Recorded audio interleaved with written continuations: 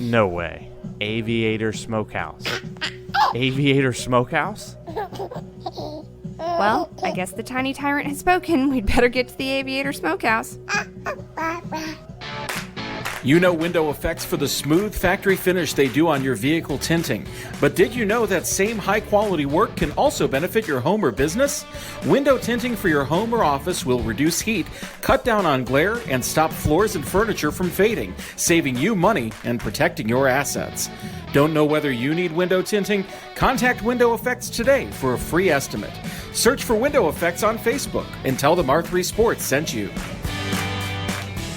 Creative Wiring Solutions has been a leader in home theater installation since 2002. They specialize in home integration, structured wiring of smart homes, house audio, noise control, security, monitoring, central vacuum systems, and so much more. From the Triangle to the coast, Creative Wiring Solutions proudly serves throughout all of North Carolina. They recognize the special care and attention to detail needed when designing your home entertainment. Expect the best.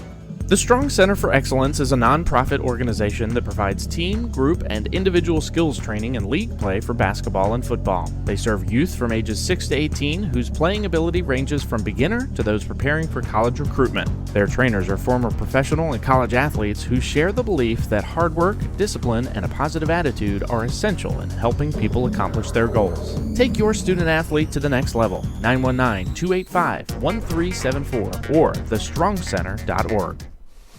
Welcome back to Bengal Game Day, presented by the Aviator Smokehouse. It's time to head across the gridiron and see how the Bengals match up in tonight's opposing scouting report. Once again, here's Neil Eichhorn and Rand Northam.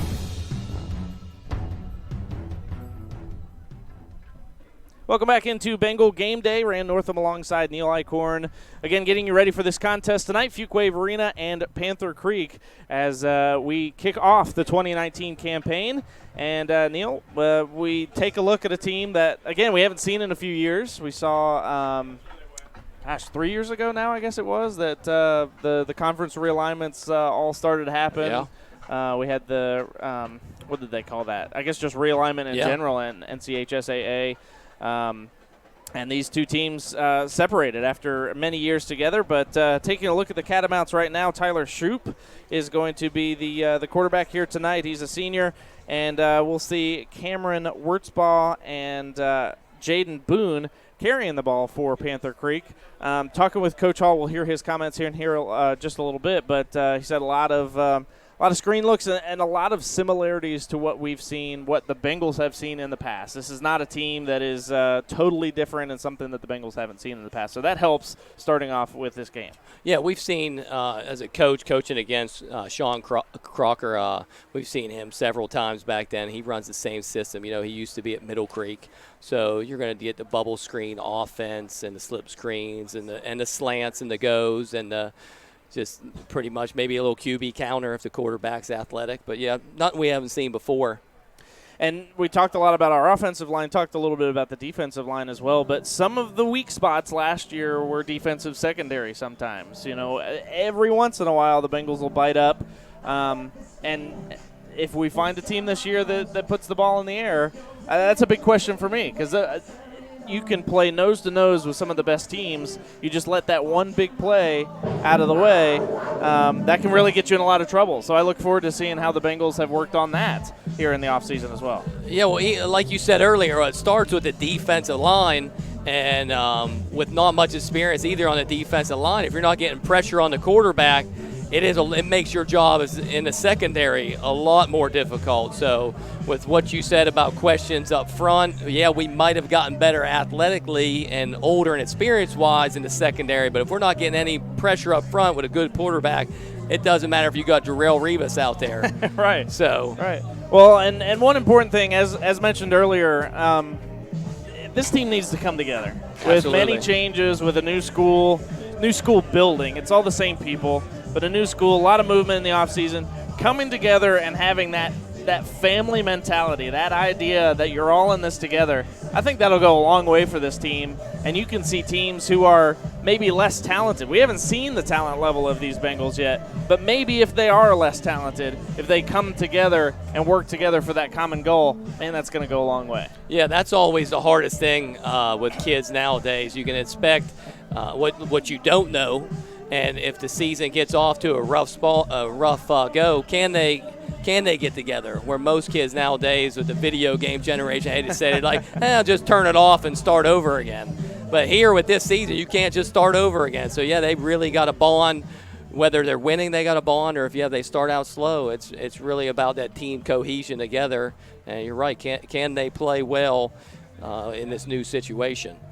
Absolutely. Well, it's been a few years since the Bengals have been here at Panther Creek High School. And as we started off the broadcast, we said questions. Questions are to be answered tonight, and we've got a lot of questions that we want answered, and we will continue to do that as the evening goes on. We'll continue on with Bengal Game Day, presented by the Aviator Smokehouse. Coming up next, we've got your coaches' comments, presented by the Strong Center for Excellence, and more with your Bengal Scouting Report. On the other side of this timeout on the Bengal R3 Sports Network. The sports world continues to be saturated with talented individuals. How does your student athlete get what it takes to stand out?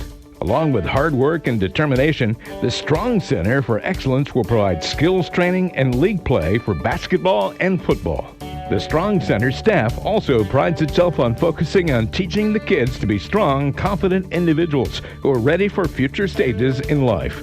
Take your student athlete to the next level. Contact the Strong Center today. Your home is where you lay your head at night. It's where your children learn to walk, where they get their acceptance letter for college. You want someone to help you who has ethics and integrity, and who will go the extra mile to make sure you get everything you desire in your new home. Krista Absher and her team at the Absher Realty Group will help you find your perfect home. Don't hesitate to call her today at 919-753-6518 and visit theabsherrealtygroup.com. After more than 20 years in the corporate world, Pam Castles decided to step out on her own, establishing P. Castles Law, PLLC. She's available for commercial transactional, legal services, such as contracts for purchases and sales of goods and services, and non-disclosure and non-compete agreements, and transportation contracts. Contact Pam at 919-534-5735 or Pam at pcastleslaw.com. P. Castles Law, this year's sponsor of the Players of the Game.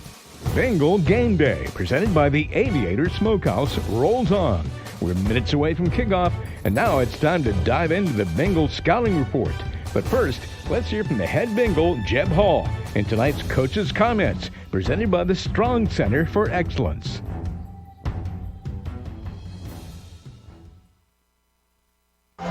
Brandon Northam alongside the head coach of the Bengals, Jeb Hall. Coach, it's been a long off season. I know you got a lot of changes you're looking at right now, but first off, how has the off season gone and in preparation for this? The off season right now, we've done the kids have done a good job in the weight room, and with all the changes that we've had going into a new school and moving all our stuff, and can imagine how that goes. Just like moving a house, but 100 times worse. And but the kids have done a really good job with it, and it's like we've talked all off season. Control what we can, and there's no excuses. And at the end of the day, nobody wants to hear your excuse, so we're not going to make any.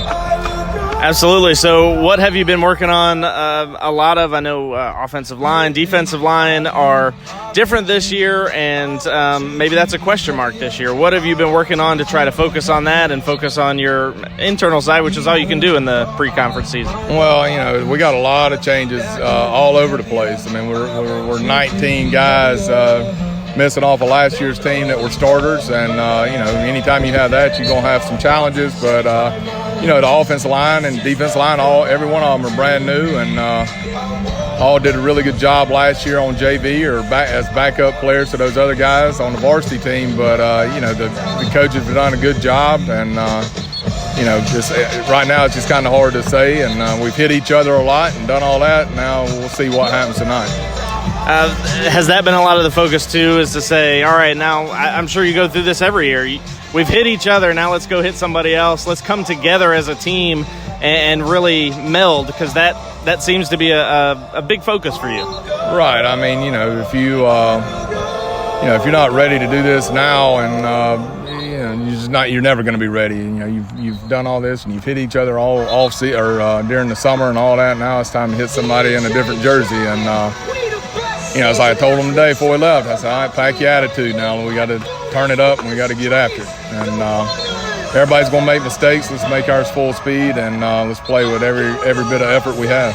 So Panther Creek used to be a SWAC opponent. Used to see them a lot. Haven't seen them for a few years now. What are we looking at as far as Panther Creek on the other side of the ball? They're a lot like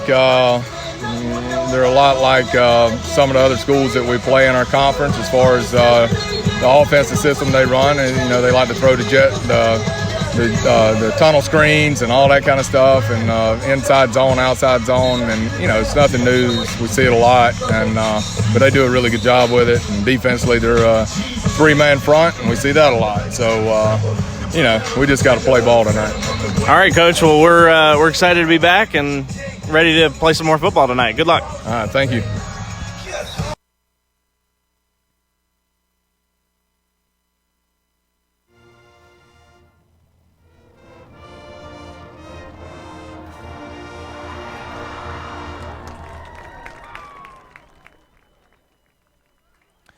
Beautiful rendition of our Star Spangled Banner here as we get ready for this contest. Fuquay-Varina and Panther Creek, the season premiere of the 2019 season. And we head now into our Bengal scouting report as we get you ready for this contest. First, I want to tell you, Fuquay-Varina Youth Football competes in a cross-league matchup against the Pitt County Lightning from the East Carolina Youth Football League at Greenville Rose High School this week. Also, the football program received both the State Award and National Chuck Knoll Game for Life Award for 2018. So congratulations and a big thanks to our sponsor, the Strong Center for Excellence, as they are the sponsors of tonight's Coach's Comments. Into the Bengals scouting report now tonight.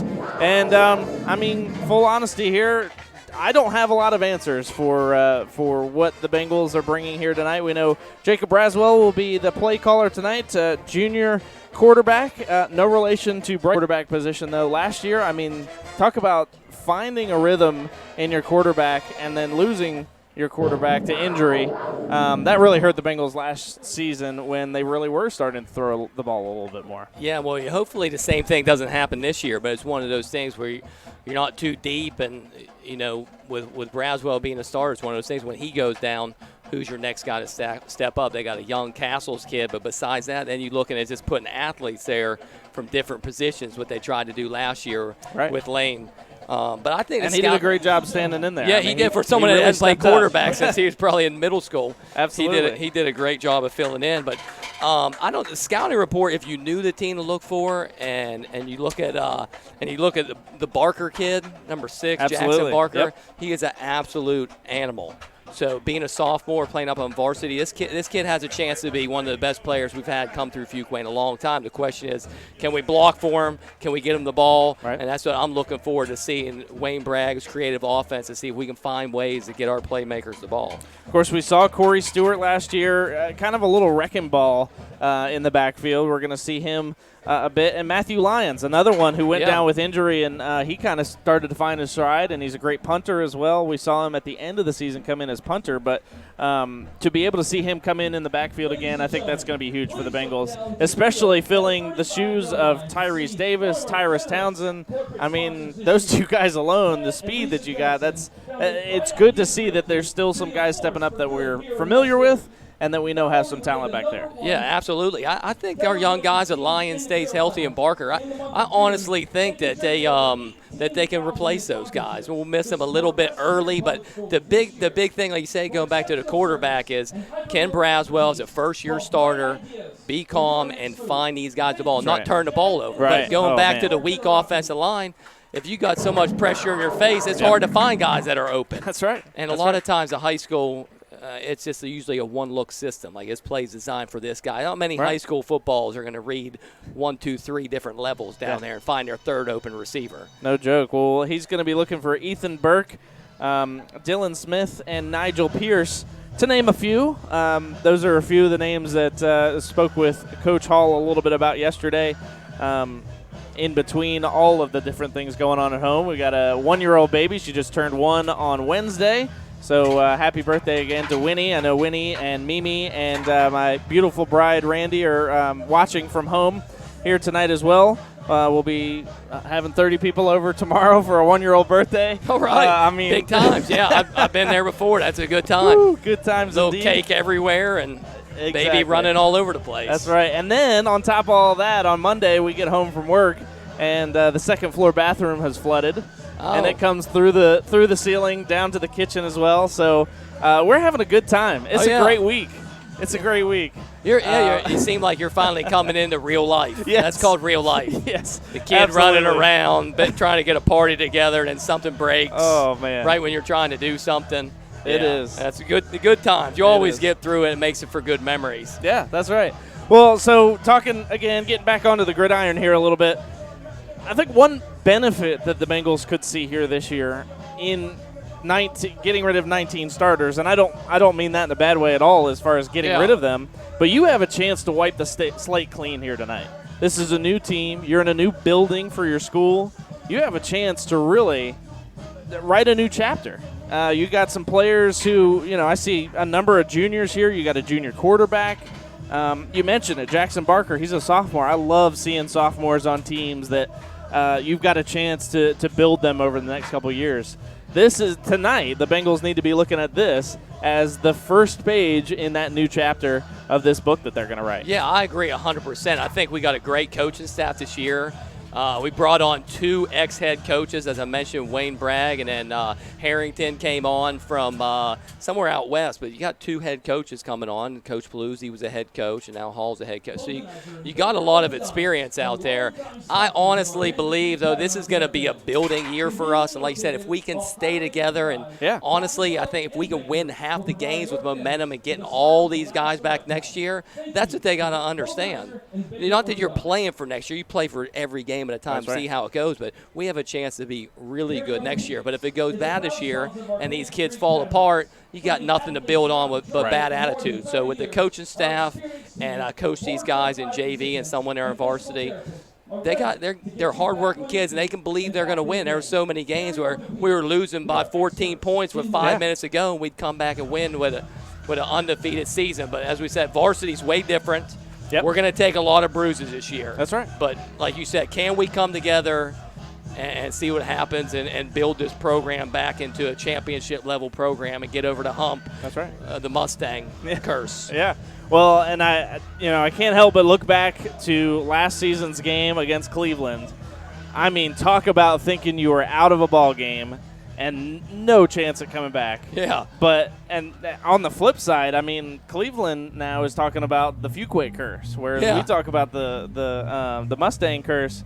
It's the Bengal curse for them because, man, they can't catch a break against this team. So if you're going to look back at anything, look back at that game and say you are out of nothing at any time, and you can always claw your way back into that. So I'm sure we'll be reliving that game a lot this season. And for some reason, I cannot tell you why, Cleveland has agreed to play Fuquay-Varina again after the last 2 years of these crazy comebacks that Fuquay-Varina comes back and gets the win. So. Yeah, and you got to get over the hump. Me personally, I think sometimes I wish that we would scrimmage against Middle Creek in the passing stuff in the summer. Absolutely. You got to get used to being around those guys all the time, not be a shell shock. That's good that's kudos to Cleveland. And as a coach, I'd want to do the same thing. Hey, boys, we're going to play them until we beat them. And if you keep losing, we're going to keep playing them. There you go. Because you can't win a championship if you can't beat certain teams. I like it. I like that mentality. Well, that's going to wrap up Bengal Game Day. The dream started in the backyard smoking meat. Then the homegrown recipes were brought to downtown Fuquay-Varina to share with all. The Aviator Smokehouse has something for everyone, from smoked wings, deep fried to order, to homemade onion rings, to smoked pork and ribs. All their food is made in-house with pork from North Carolina and farm to table whenever possible. Whether you are going solo, a date night, or a party of 100, make your choice the Aviator Smokehouse at the corner of Broad and Stewart. Check them out online, aviatorbrew.com/smokehouse. Kickoff coming up next in about 4 minutes' time right here on the Bengal R3 Sports Network.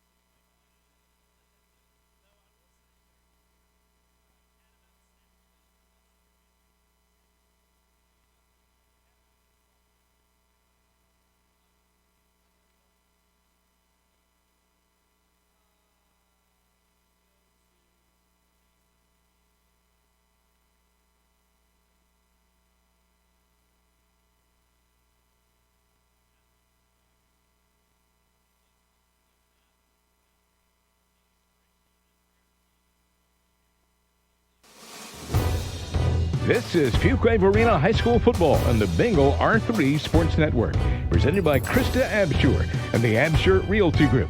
Stop by their new location at the corner of Main Street and Raleigh Street, and always online at the AbsherRealtyGroup.com.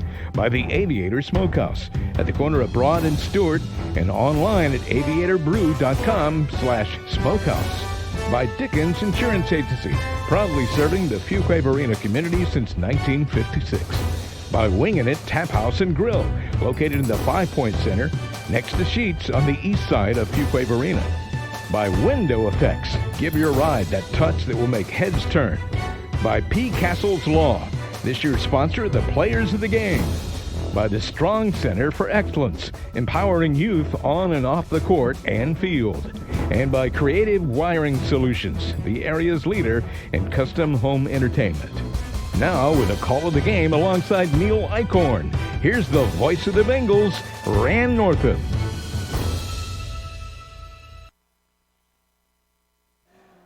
We are ready to kick things off here. Fuquay-Varina and Panther Creek as we kick off the 2019 season. Let's talk about a couple keys to the game first. Any ideas come to your mind, Coach Eichhorn, as we look at keys? What are the Bengals going to need to do tonight to pull out a W? I hate to sound like the old simple football cliche, but we just don't need to turn the ball over, and we need to create turnovers. Yeah. And we need to be smart with the football and be patient. With a new offense, we've got to be patient. And when we're not playing well on offense, the defense has got to step it up. So you can't have it lopsided both ways. So with the young guys, let's see how they keep their emotions in check. Yeah. I was working for a radio station in Chapel Hill when Larry Fedora came in for the Tar Heels. And at first, I thought his mentality and the things that he would say in his interviews were actually pretty smart, because he would say, "We want every game. How are you going to win this game tonight?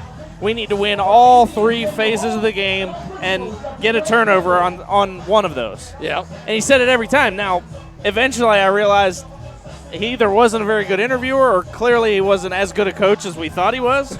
But I think that's exactly in line with what you're saying. You got to win all 3 phases of the game, and somewhere in there maybe make a big play. Yeah. And you got a really good chance. Yeah, that's true. It's a simple phase. That's how the sport is played. That's how the sport's played. It's like baseball. You throw strikes, you get timely hits. Same thing in football. But interesting enough about Fedora, though, I think part of the problem with them, not talking about a different school, but they changed the uniforms on him. And that's big. That's big for recruiting. When he first got there, he could recruit. He got Trubisky to come there, and now he's a big-time quarterback. And you look at that, kids like that stuff. It's all about flash and flair, and they took that away from it. And looking at after the uniforms changed, they went downhill. They had those crazy chrome helmets. And all, I mean, you know what I mean? That's right. That's what the kids see on ACC Thursday Night Football. That's no joke. Well, have you gotten your all-sports season pass yet? The Fuquay-Varina Athletic Booster Club's goal is to provide support and information to students, faculty, parents, and the community about Bengal athletics. Get your membership today. Visit FVHSBoosterClub.com. Want to thank everybody who's helping to put this together here tonight. Of course, Luke Anderson back as our producer this year. Evan Rogers is our statistician. He'll be on for Bengals at the half as well, bringing us all kinds of information. And we've got a new videographer here this season, Nate Perez. Of course, Neil Eichhorn here beside me tonight. We're looking forward to kick this one off, as we do, from right to left. High fly ball right at the 30-yard line, where the return man will take it. Falls ahead for about a yard, and that is how this game will get started off. Boy, he kicked that right into the wind, didn't he? He did, but it looks like things haven't – you said questions. That hasn't changed from many years of the little high right chip kick that we see almost every kickoff. That's right. Number 34, Matt Jones, kicking that one away, and the Bengals will go on defense to start things off here tonight. And a whistle already. And they're going to reset the play clock.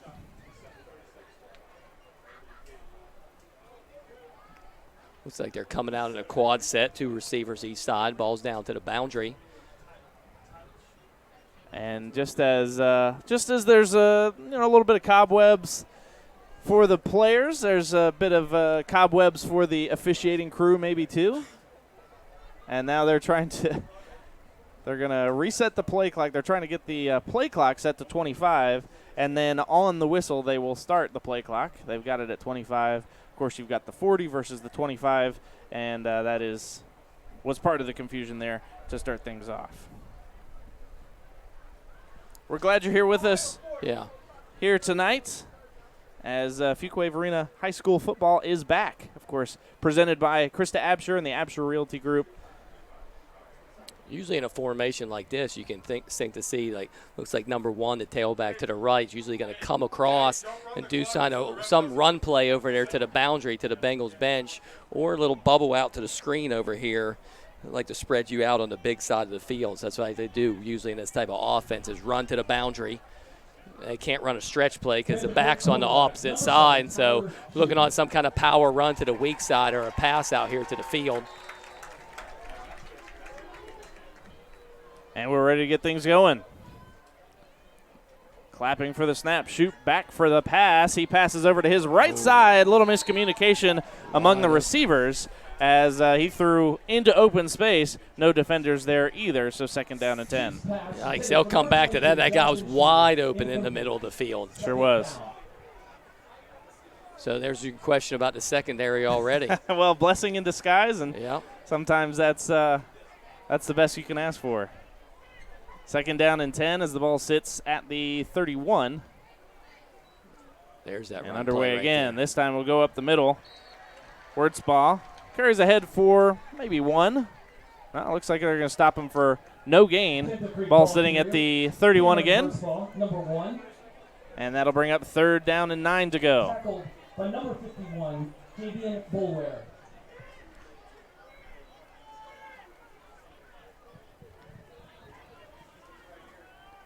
High snap, but handled well by Shoop.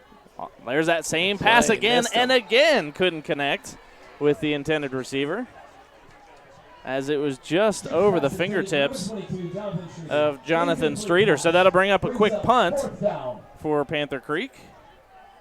And we'll see what the Bengal offense has in store. Well, blitz guy off the weak side just got just enough pressure to disrupt the timing a little bit, which once again we talked about the timing on that. It helps the secondary right there because that quarterback got another second. That would have been 6. Oh, yeah. I mean, talk about having the beat on the secondary, as a timeout's going to be called by Fuquay-Varina, and this is one it looks like Coach Hall's not really pleased about, and not one that you want to have to call so early in the game, but you also want to make the right play. I can't tell you how many times that happens. It's like you only have so much time to get these guys ready with the equipment rolls and all that stuff, and all summer you got to put in these new plays. You really always, like 3 phases of the game, special teams is always neglected. Yeah. You got a 2-hour practice. I'm telling you right now, you're practicing special teams for maybe 15 minutes. Right. And so it does not, I'm telling you, every first game, we're going to call another timeout special team. The kids forget who's out there. He might have called a timeout because we had 10 guys or 12. You don't, it's special teams always causes a timeout early in the first game of the year, at least with our team it has. Right. But I understand with a short stuff. Jacob Medlin and Shea Pittman back to return. Punter for Panther Creek is Kush Patel. And Patel ready to punt this one away. Does so. Decent punt right to the middle of the field with some pressure. In to return it. Great job. Great concentration by Medlin. There you go, Medlin. As he returns it close to midfield, and the Bengal offense will have some room to work with here. Well, that's good. You like to see that confidence of a young first-year starter on varsity as a junior just take the first punt with a guy right in his face and no fair catch. I'm just going to take it and go. So we got good field position. Big pet peeve of Coach Cole every game, man. He's talking about the punt returns and just get away from it. Just get away from it. I love, just as you said it. I love the focus. I love the desire to go up there, make a play, and then almost as he caught it, it would almost look like, wait, what do we do now? Yeah. Even the return defense looked like, oh, we got to do something with it. Ball on the ground, and Panther Creek gets it back. And that's what we talked about at the beginning. Young quarterback, first varsity start, not turning the ball over, and you can see nerves right there. Hopefully he'll settle in and his teammates can settle him down, but probably a little nervous and fumble the snap there under center. now that turned into good field position for them. Usually looking to hit the home run ball inside their territory. So maybe looking for a big pass right here on the first play. Matthew McCabe with the fumble recovery. And Shoup and the offense go back to work with Twins receivers to either side. One man off the left hip. And they are waiting to reset the play clock again.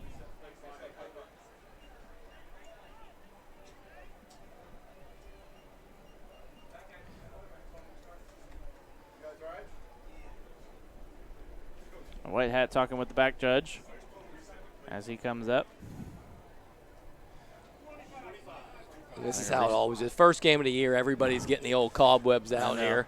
Well, and when you know it's early in the season, too, when the sun's up in your eyes, it's up above the trees, man. I like it when you don't start a game until that sun has set. Oh, yeah. It's cooler, and we've got a handoff that goes up the middle this time, up to the 35-yard line.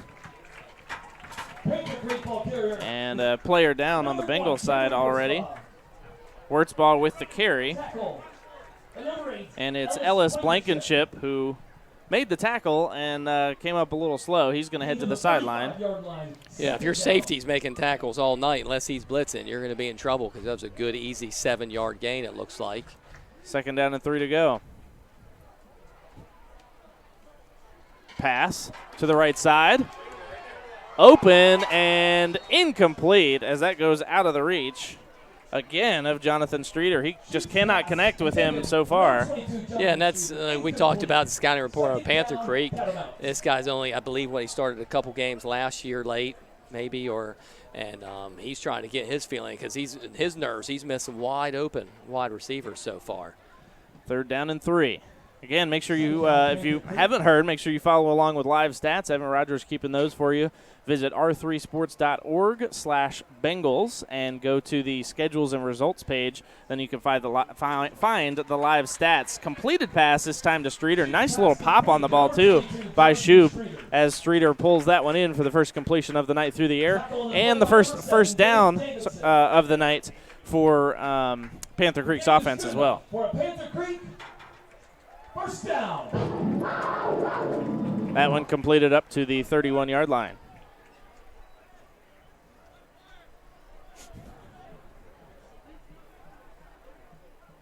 Twins receivers to either side again. He's making a simple formation.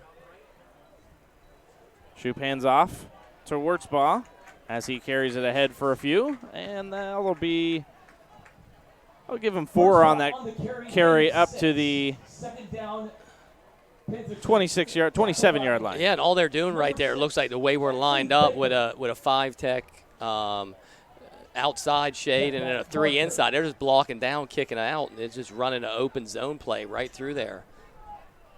Barker with the tackle for the Bengals. Shoup gets the snap and keeps it this time on the read. Low pass, but picked up nicely and cleanly. Then upended at the end of that one is Jaden Boone as he gets close to the first down. It's going to be 3rd down and 1 at the 22-yard line. 3rd down. Tackle on the play.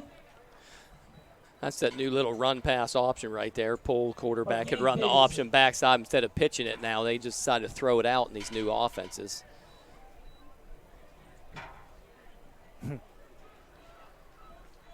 About 8 minutes to go here in the first quarter. Shoup looks for the snap. High snap.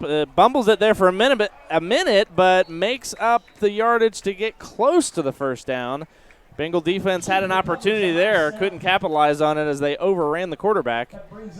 And they're going to say no gain on it, so it'll be 4th down and 1 to go. Yeah, that would have been big because that would have forced them into a decision maybe on a field goal. But you knew with it being 3rd and 1 down here, it's 4th down territory anyways. Oh, absolutely. So even if they didn't get that, they're going for it here. But, yeah, that would have made them at least maybe kick a field goal.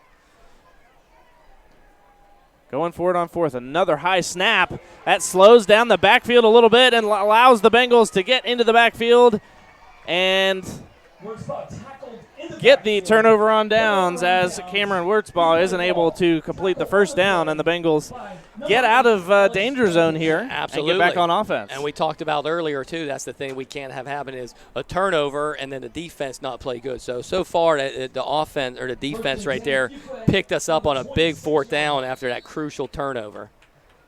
Absolutely. Braswell under center again. Great to see him get right back out there. That's key. You got to get shake those cobwebs off and shake off that turnover. Of course, that's there with you for the rest of the season. But now you got to turn things around. You got to show what you can do with the ball. Yeah. And well, I like the fact travel through adversity. Yeah, and I like the fact too that they just put Braswell under and say, "Look, dude, you missed the first snap. That's We're right. giving you another one." So maybe we'll be in shotgun or change something up. But it looks like we're back under center. So it's a little hybrid off of the wing tee, kind of. So a little pro-style offense. Little pitch and sweep. Lowering his shoulder is Matthew Lyons as he gets the first down on a 10-yard gain. Nicely done there. Great carry ahead and great couple plays. Yeah, I really like the Lions kid. You know, a little bit different is he's got almost, I think he's not as fast as Towson, but he's more of a power back. He can make those moves. He's fast enough he can beat you. Yeah. But at the same time, he's going to lower his shoulder, so he's a good versatile back. Here we go, back. Fuquay's in shotgun for the first time in 15 years. How about that? Maybe 20. Twins to the right, one off to the left. Low snap, quick pass over to the right side, and that one's picked off. Heartbreaker for Braswell as that one was just a great read by Jordan Payne as he stepped up into the passing lane. Excuse me, that's Nicholas Moore. Yeah, no, Jordan Payne. Jordan Payne picking that one off. Braswell with 2 turnovers here early in this contest. Well, you know, it's very rare that the defense will pick you up twice here. Oh, yeah. That's just kind of say almost like in baseball, a pitcher gets you out of a jam one time, the next inning there's a jam, somebody scores some runs. So if we can get them out of here, that's going to be very unlikely, but let's hope so. Ball at the 34. They're going to reset the play clock again.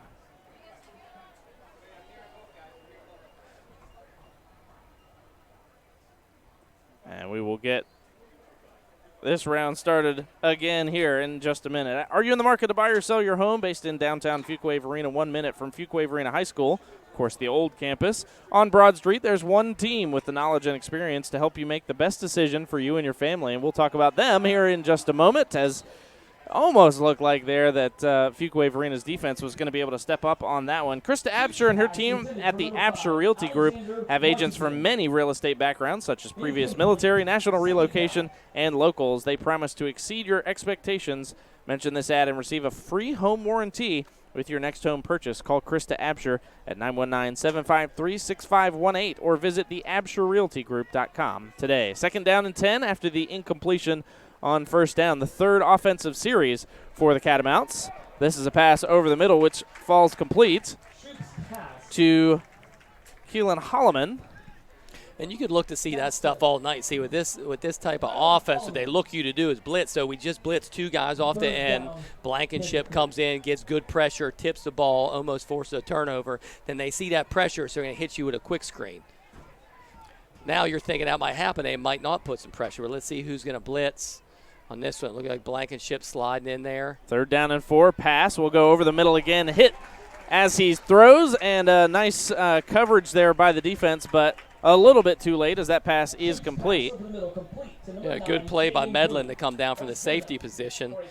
Blankenship sees that quicker. He might have a pick. I wasn't sure if he was going or not. It looked like they had him on a blitz. Another first down for the Catamounts. First down and 10 from the 19. High snap again. Looks like that's a common thing for this quarterback-center duo as Wurtzball gets the handoff, and this time goes for a loss of 1. The defense getting into the backfield and making the stop. Yeah, Connor Rosenblum with a good tackle off the right side, so they blitz off the boundary that time. So it's looking like they're going to bring a lot of pressure we can see early from the Bengals off both corners.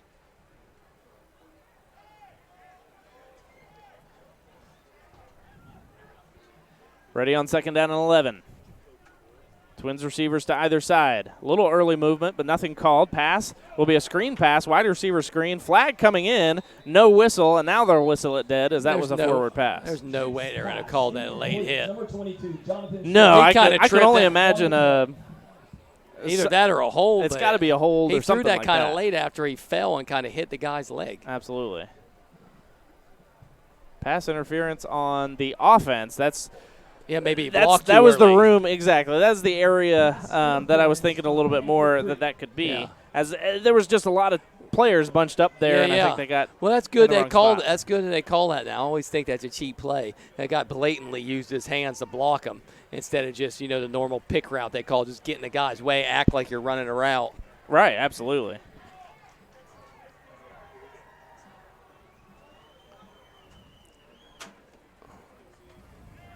I'll mark this one off. An additional 10 yards. So 15 look for him. yards, Yeah, look for excuse him me. go here. It's either probably some kind of draw play, or they could do that fake screen right here. They just set you up with a screen and they'll fake it, and that two Right. receiver or a one instead of blocking, he's going to run up the Ball seam. moved back to the 35-yard Ball now on the 35-yard line. The line to gain is the 9.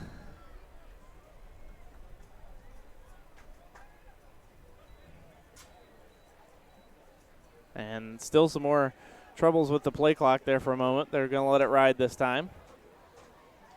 Panther Creek splitting it out. This will be a read again by the quarterback. This time decides to give it off to Wurtzbaugh, but nothing going there for them as the gain is up to the 33.5-yard line. I mean, I question that a little bit. Like, you look at it, you're going to try to run the ball that far backed up.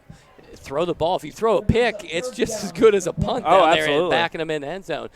Here's the first time we've seen something different. You got trips right here from Panther Creek with the tailback to that side. Unless they're isolating the one receiver to the left, they're going to throw over here to this side. Third down and 25. A little bit of pressure, but nothing there as Streeter is overthrown again. Is that the fourth time tonight that he on just that can't same connect? in and up. He's just running a little slant, just turning it up. It's just killing our guys. We can't figure it out. Fourth down for the Catamounts. Good pressure, I got to say, for the Bengal defense in the secondary Yeah.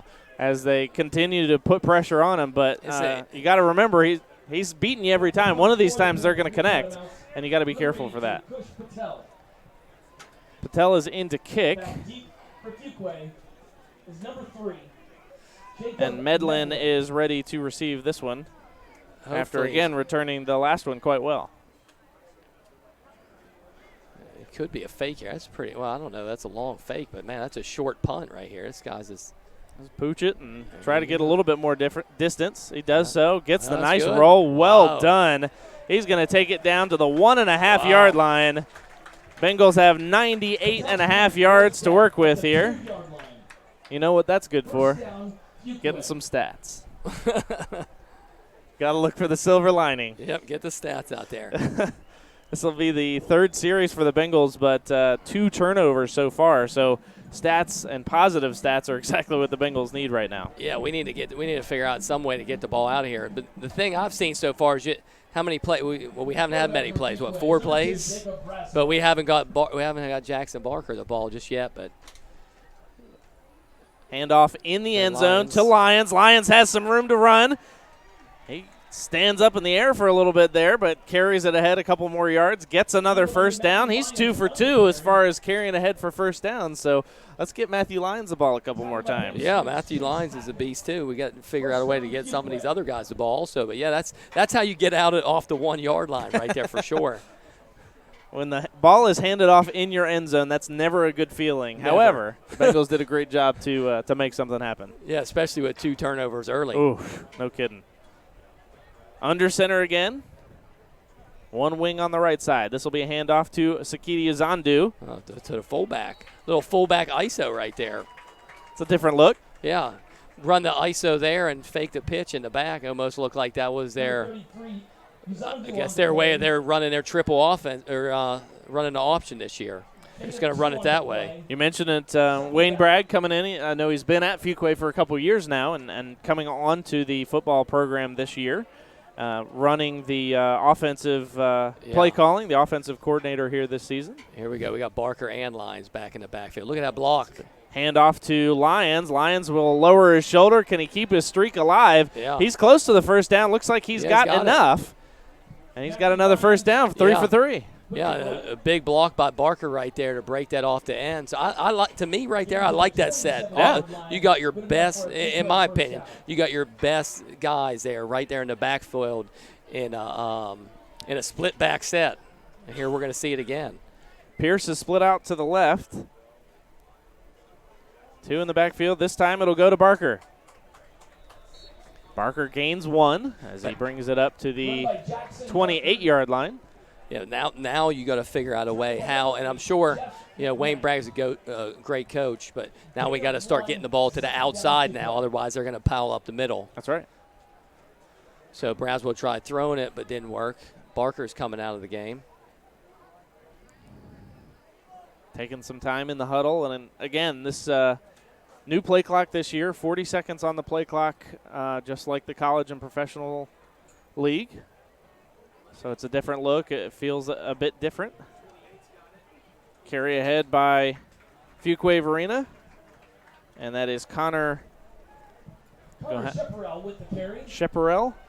Yeah, Connor Chaparral. Chaparral. Yeah. Of course, I better know that. He was in my class last year. However, with a name that hard to say, I just called him Connor. That's right. We might too. Yeah. Am I mixing that up? Was there a 40-second clock last year? There was. No. Wasn't there? No? This is new this year. Yeah. Well, okay. I didn't even. Once you said that, I was like, high man. pass, and that's going to fall incomplete. Yeah, just leaving your receiver out to dry a little bit. Not intentionally, obviously, but Shea Pittman not able to pull that one down on 4th down and 5. No, they do have it at 40, and I didn't know it was at 40. Then I got to assume that the game's longer. I got in my head. How many minutes were on there at the beginning? Is there 15? So we're at the same time on the game clock, but 40 seconds on the play clock. Oh, you're going to get less plays. Right, exactly. Oh, they're trying to move the game a little bit long.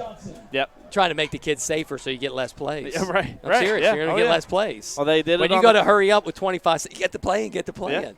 Yeah, exactly. The less time these kids get hit. Lions with a low snap, almost blocked, might have been tipped, and the ball will roll in the Bengal favor, and Panther Creek will go on offense again. So a couple good defensive stops by the Bengals the last few offensive series. Now offense gets clicking a little bit more and are moving in the right direction. So you got to keep building on that, and next time up, Bengals get a couple more first downs and keep the ball moving in the right direction.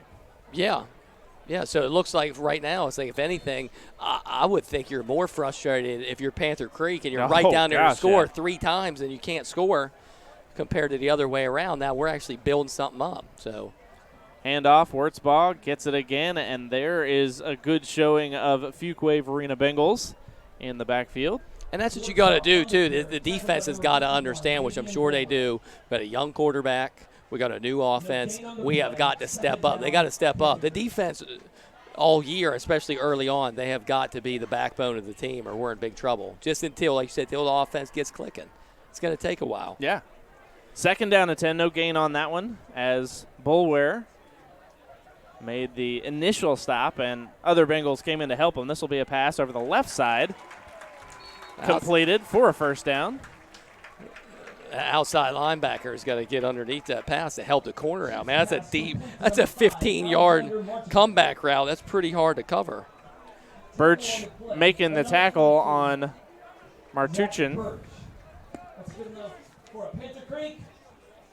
And that'll be a first down as that gets inside Bengal territory now at the 49-yard line. Yeah, so it looks like 30. Joe Carlin's got to help get underneath. There's that screen. Pass over to Streeter. A little pressure on the defense again. No call this time as the tackle is made after a gain of 3.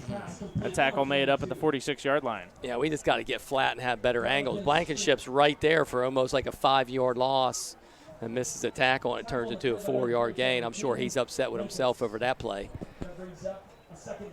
When you're right there in a position to make a play and you don't make it, that hurts. It's killer. I mean, he's a good enough player to make that. That will wrap up the first quarter here as we are scoreless in the first contest of 2019. Fuquay-Varina and Panther Creek will take this time out, come back with the second quarter as we flip ends of the field. You're watching Fuquay-Varina High School football on the Bengal R3 Sports Network. Now here we've got a spacious kitchen. Honey, this with house is brand new beautiful. I appliances. think it's the one. It just came on the market. I'm glad Krista was able to get us in here quickly. Krista was right. With how quickly houses are selling, it's important to know the market and be prepared to act fast. With the Absher Realty Group, powered by Fathom Realty, we'll help you find your dream home. With Krista Absher, the important thing to remember is you come first. She works with honor and integrity, educating you every step of the home buying process. Visit theabshirerealtygroup.com today. When I met Arnie and Monty Bullock of Dickens Insurance Agency, I could tell they bleed orange. They're connected to the Fuquay-Varina community and are committed to helping the community protect its assets. Whether it's your family, your personal property, or your business, Dickens Insurance Agency is there for you. Contact Fuquay-Varina alumni Arnie or Monty or any of the agents at Dickens Insurance Agency at 919-552-5603. Visit them online at dickensinsurance.com or stop by and visit them in the heart of Fuquay-Varina at 402 Wake Chapel Road.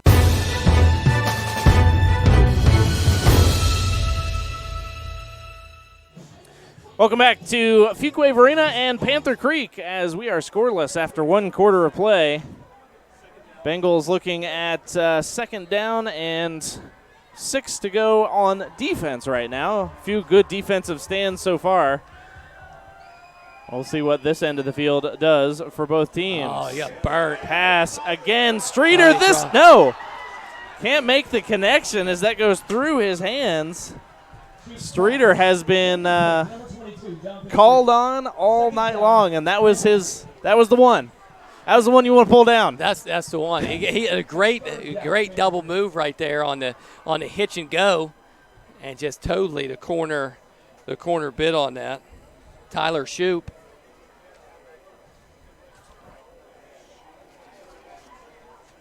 Gabe Davidson. I was like, didn't Gabe? I thought he was number 7. I thought he was a senior this year. Pass over the middle. This time, Streeter able to connect. Man, we got a flag down. Lay it out for him a little bit, I guess. But no, it looks like that one is coming back. As who is that? Nicholas Moore is beside himself. Finally, yeah. That's going to wipe 6 off the board. Holding against Panther Creek, man. 2 big-time penalties here tonight. Now, the first one that we saw, the pass interference, it didn't lead to anything on Panther Creek's side. But when you give up 25 yards and knock off 6 points in one of those, that absolutely things are going in the wrong direction for you. Yeah, the penalty kind of saved us, though. If you're thinking of Panther Creek, you're telling your guys, hey, just settle in. We got guys open all over the field, I hate to say. And finally making that connection. Yeah, and if you're secondary coach for the Bengals, you're thinking right now, geez, guys, come on, we got to tighten up. These guys are wide open. So that's for the spot of the foul. Yeah, spot of the foul. He was way back in there. For the spot of the foul. So now third down from the 35. We'll let you do the math. Snap, pass, screen pass over the middle, falls incomplete, and the defense was right there for the Bengals. Caden Linkus putting a little bit of pressure on the would-be receiver. That's fourth down from the 35. They say 26 to go on the score clock. Yeah, you can tell that it's not funny, but you kind of tell it's the first game of the year for both teams. Yes. There's nerves, there's rhythm. There's just so many plays that should be made or get blown. Missed tackles, missed assignments, holding penalties. Well, I was talking with Evan before the game. He made a great point. This isn't your Harnett Central first game of the season. Absolutely not. When you've got those chances to make some mistakes and still blow them out 45-0. Yeah, which a game like this to me honestly is better for you. I love it. I think it's great. It's good for your strength of schedule. Yeah, it's good for your mindset. Man, he can find the role, can't he? To me, the only way you powder cake your schedule in the beginning is if you know, like, you got a good team, you don't want to beat your guys up, and your conference is so dang hard. Right. Which it used to be, but be honest, our conference is not even close to as good as it used to be. No. So you need to get the better Panther teams. Creek, Athens Drive, Green Hope. I mean, those are 3 good teams. Yeah, but even I agree. But even the guys like Middle Creek's been down. I mean, they've won, they've beaten us, but they've been down the last 2 years. Big time. Exactly. They've been down. Holly Springs is finally starting to get back up a little bit. That's right. Oh yeah, they did great last year. And Garner's solid, but this will be a keeper for Braswell as he carries it up the middle for a couple. We'll have South Garner this year, right? That's right. This is going to be their first varsity season. Yep. So this is a good schedule. You need to compete early, and if you lose, that's better than playing someone that. Even if you make mistakes, the kids are like, well, we won. We ain't going to get that much better. You know what I mean? Right. Second down and 7 coming up. With 11 minutes on the second quarter clock.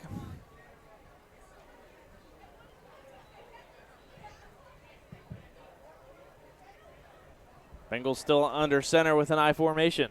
Uzandu at the fullback spot.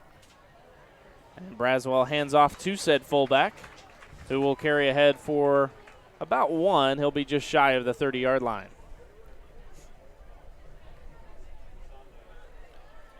Third down and 6 to go. The line to gain is the 35. I think we're going to go with that split back set again here. Maybe that, I think what I've heard is, I heard they call out a name now, and they got certain personnel packages that come in. So maybe that looks like, when Barker comes in right now, that's our split back personnel. Pair of receivers on either side. High snap, but a clean one. It's handed off to Barker. Barker gains ahead 1 yard short. It's going to be 4th down and 1. This is a bad territory to try to go for it. I think you got to punt this one away. I don't disagree, but if anybody's been watching R3 Sports for a while and watching the Bengals, Coach Hall's the riverman, the gambler. Yeah, that's right. I wouldn't be surprised if we didn't do probably either our little fake play here or you hut and try to get him to jump. If not, you're never surprised if he goes for something like this. Oh, yeah.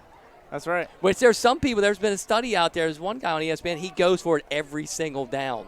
Really? Doesn't matter where he's on the field. He said the stats show that you're better off to go for it at any play. I like it. On 4th down. And he did it. Drew him off sides. Unreal. And like you said, if you've watched Fuquay-Varina football, and they textbook, and that's where they're hurt by not being in our conference anymore. I hate to say, you're but right. That doesn't work You're in our right. conference. Everybody knows you're going to come up there and do. We said that a couple times last year, and they still bit. Yeah, it's still crazy. But you can tell kids too, don't jump there. And kid will be, gosh darn. Nightdale, Wakefield, of course. Again, not in our conference, so you're right. But oh man, Bengals catch a break, and then Braswell heads up play to just fall on that one and keep the ball. Lose the yardage. Well, that's at least a veteran type of play from a quarterback. Lose 10 yards of him trying to scoop that up with his hands, and next thing you know, they get their first score on a fumble recovery for 6. Yeah, Bengals got to stop the bleeding as far as turnovers are considered now.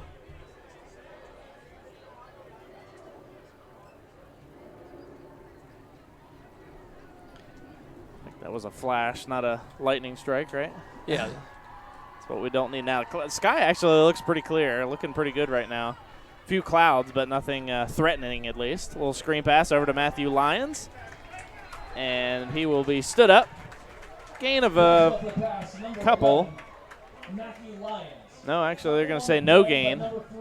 Yeah, good tackle by Jordan Payne. So he's one of their best players on defense, so maybe work out something where maybe don't throw it to his side. They put a one-on-one with Lyons thinking a good athlete can get by him, but when you got another good athlete on defense, that one-on-one is probably what Panther Creek will take every time. That brings up 3rd down and 22. Line to gain now is just shy of midfield. Most likely going to run this one. Twins receivers to the left with a wing, and this will be Braswell rolling out with some pressure. Throws over to, looks like he skipped past, incomplete, to Fuquay's Nigel Pierce on the left side. Wouldn't have been enough to really do much of anything. You make it where he can make a play, and maybe you can get a few more yards out of that one. But the Bengals and Matthew Lyons are going to have to punt this one away. That's pretty hard, too, for a quarterback to roll out and bootleg on his non-throwing side. Yeah. He's right-handed, trying to come throw across his body.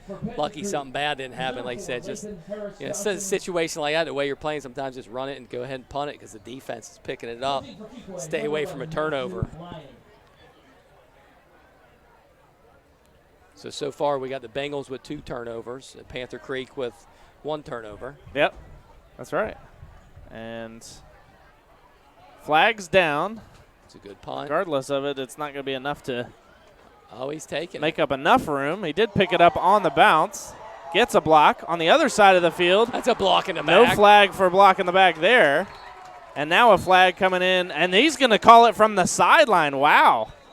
I think he's going to call that. Yeah, he's the pointing side like, judge is actually going to call it. He's calling it on. He's calling it on Matthew Magner on their team. Looked like maybe even a late hit too back over there. Yeah. He's pointing at him the whole way he was running across, running out Sure from the was. field. Yeah, Evan's got a rough job figuring all this one out. But the first one, That's why they pay you such a high salary. That's right. He's getting paid double what you're getting paid. That's right. Hey, your recruitment of our videographer got you some good salary this year too. So, so it's a false start on Fuquay, which, or I guess it must have been a legal motion maybe, which is why you don't. Penalties offset and they will repunt, which I don't know if that's a good thing necessarily. That was a pretty good punt. That was a great punt. Decent return, but we'll see. We'll see what Lions can do if he can boot this one well away again. Replay, 4th down. There's one team in the triangle that has the best game plan for selling your home. It starts with a well-priced home, which will often generate competing offers and drive up the final sale price. The players you want on your side are the Absher Realty Group. Visit theabsherrealtygroup.com today and tell them you want to be on Team Absher. So same location. Boxman did a very important job of not moving after they figured that one out, so they can punt this one from the same location and see if Lions can get another good roll on it and another good punt away.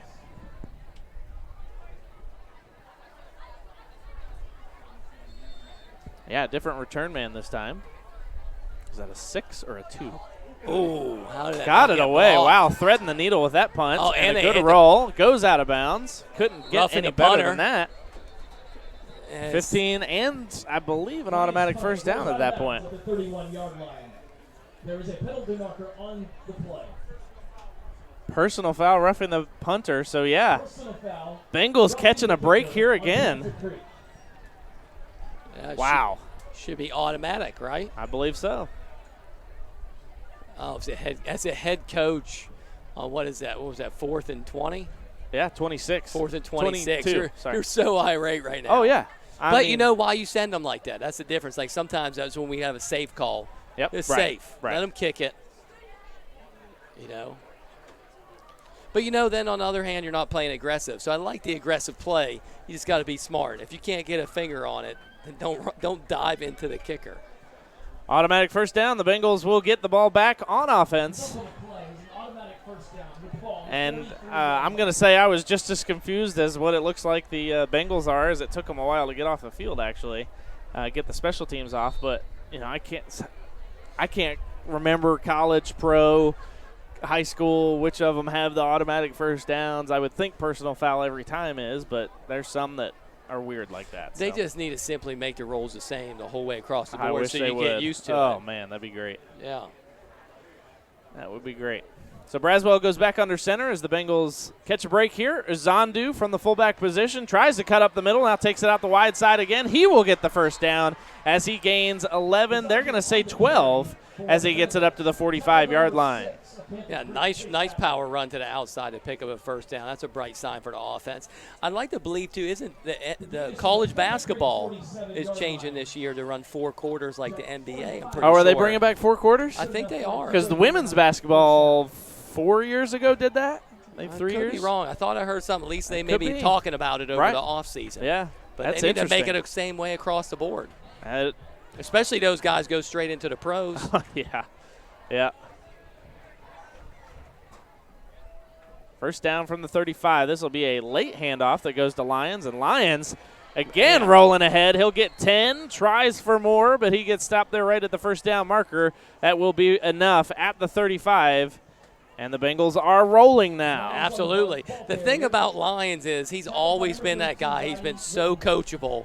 And Paluzzi would preach when they were freshmen, the hole be there. Just hit the hole. And some of the backs, even last year, they'd kind of wait because it wasn't there. But Lions, he knows it's going to eventually get in. He'll plow right through there. Well, he squeezed right into that one. Man, hated losing him last year to that injury. That was a heartbreaker. That was nice a big job by injury for us. Braswell as he picks that one up, gets it right into the gut of Barker, but the hole closes that time, and that'll be a loss of 1 back to the 36. Yeah, and that's something that Barker's going to have to learn also. That play right there is designed to get there and cut it up. Yep. And he tried taking it a little too wide. No gain on the play. Payne on the tackle. Second down. Especially with a young offensive line, you don't have time to play around back there. Right, that's right. You ain't gonna be successful running sideways. You better get behind somebody and push them. About 5 minutes, 45 seconds to play here in the second quarter. As we approach Bengals at the half, presented by Dickens Insurance Agency. Make sure you stay tuned. We've got a lot going. We've got some new segments and another interception. Braswell's going to have to make a play here to save 6. But just right into the hands of the defense, as that was a nice play. Definitely, as Hatley comes across and picks that one off. And that's the same play they ran earlier. And I told you before, that's a tough play for a kid to make. It's a roll-out bootleg to his weak side and throw with Braswell. Arm strength, he's a little skinny, athletic. Right. It just doesn't quite have the arm strength to make that play as he floated one earlier. Right. And he's really got to, he's got to get stronger. Well, just as the momentum seems to be building for Fuquay-Varina, now back on defense, and this defense has to learn how to bend but don't break, as looked like that arm was hit there, and it will come complete as the defense didn't see it in time. Yeah, just threw a ball. He got hit, and it was just a floater, almost a jump ball. And with it wobbling like that, you almost wonder, and good job by Medlin. I mean, you can't necessarily take that risk, but, man, if it was tipped at all, he could have leveled that guy and taken him out of the equation. But that's a lot to think about while the ball's up in the air. It's really easy to do that up here. Yeah, something like that, though. If he doesn't have the size, he needs to at least grab when the guy goes to catch it. He's got to try to punch it or pull the guy's arm. Right. He's not going to out-jump that guy. No. And, Davidson's short, too. We don't have much height in the secondary. Screen over the middle. Goes complete. And the ball comes out, but it is whistled down first as Hunt is there to make the initial tackle. And a gain of 6, second down and 4. And that's something you hope that teams don't eventually see and take advantage of. But if you don't have much height in the secondary, that quarterback just drop back and just float one up there. Box him out, jump up, catch the ball. Get a pass interference. Second down, 4 to go, as the Catamounts are knocking on the door here really for the first time tonight. They've had one that was called back, a long pass completion called back due to penalty. But that was the only time they were near the red zone, even as the moment was fleeting. Great tackle there with some help, but Jeremiah Waldrop making that tackle, and tackle for a loss. 3rd down and 5 now. That's interesting, too, as good as well as they've been throwing the ball on us and haven't really ran it much at all. Right. They're choosing to run it down there. A little bit of confusion on the defensive side. Throwing to the left side over the outside shoulder. And now a flag coming in. That's holding. So maybe that's why he that's holding. It looks like holding on Gabe Davidson. And that will probably be enough for a first down.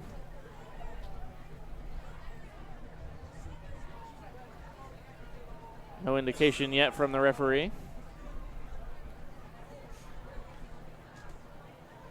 Pass interference on Fuquay-Varina will set up first down and goal. Crunch time now for the Bengals. That brings up an automatic first down. With 3:48 to play here until halftime. Panther Creek with the ball on the 6-yard line.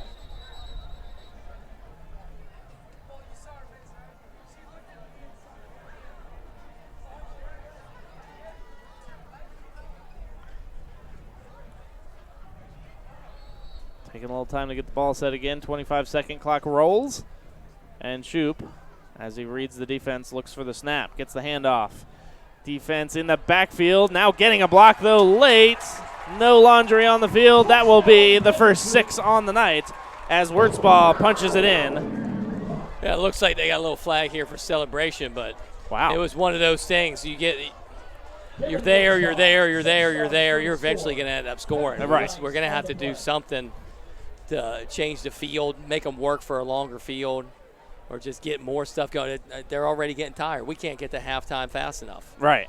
Well, and you've really got to look at this, too. You've got to look at the whole picture of what this first half has been and realize that the work that you've done, while there have been some mistakes, it's only 7, maybe 6, nothing on the board right now. Absolutely. You go down, punch one in before half, and you're back to a 0-0 game, and you can regroup for the second half. Yeah, so absolutely. There have been some mistakes made, 3 turnovers now, but nothing so bad that you're out of this contest going into locker room. Yeah, absolutely. And that's what you're saying. Even if you don't score, you're saying at halftime, guys, we're still make all after as bad as we played. Right. We could, if he misses this, I mean, he could only be down 6. Yeah. And then if you're Panther Creek, you're like, guys, we've been down there. We should be winning 48-0. Yeah, that's right.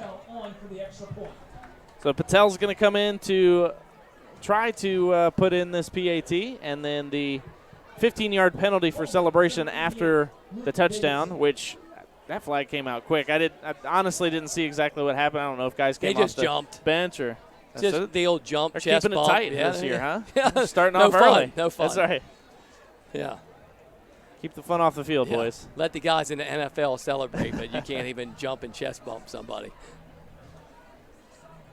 Unless he said something and pointed the ball at him. It looked like to me they just. Oh, yes, nice block. There's a stat for you. That will be blocked by Nate Davidson, I believe.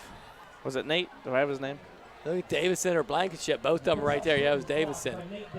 Nate Davidson, there you go, making up for That's the thing about Nate, dude. Nate plays hard all the time. He gets the holding play, and then that results. They run it outside. Pretty much that touchdown, not on one person, but he sure didn't help the cause. But then instead of pouting, he goes out there on a special teams play where most people are like, I don't give a crap about this. And he gets in there and black. That could be huge. Yeah, absolutely. Oh, yeah. It could be huge. I mean, that's a big point. That's why you kick it. You know, I've been back and forth multiple times on, first of all, the kick. The PATs, I like that they've backed some of them up. Was it on the pro level that they've backed them up? I like that, make it a little more challenging.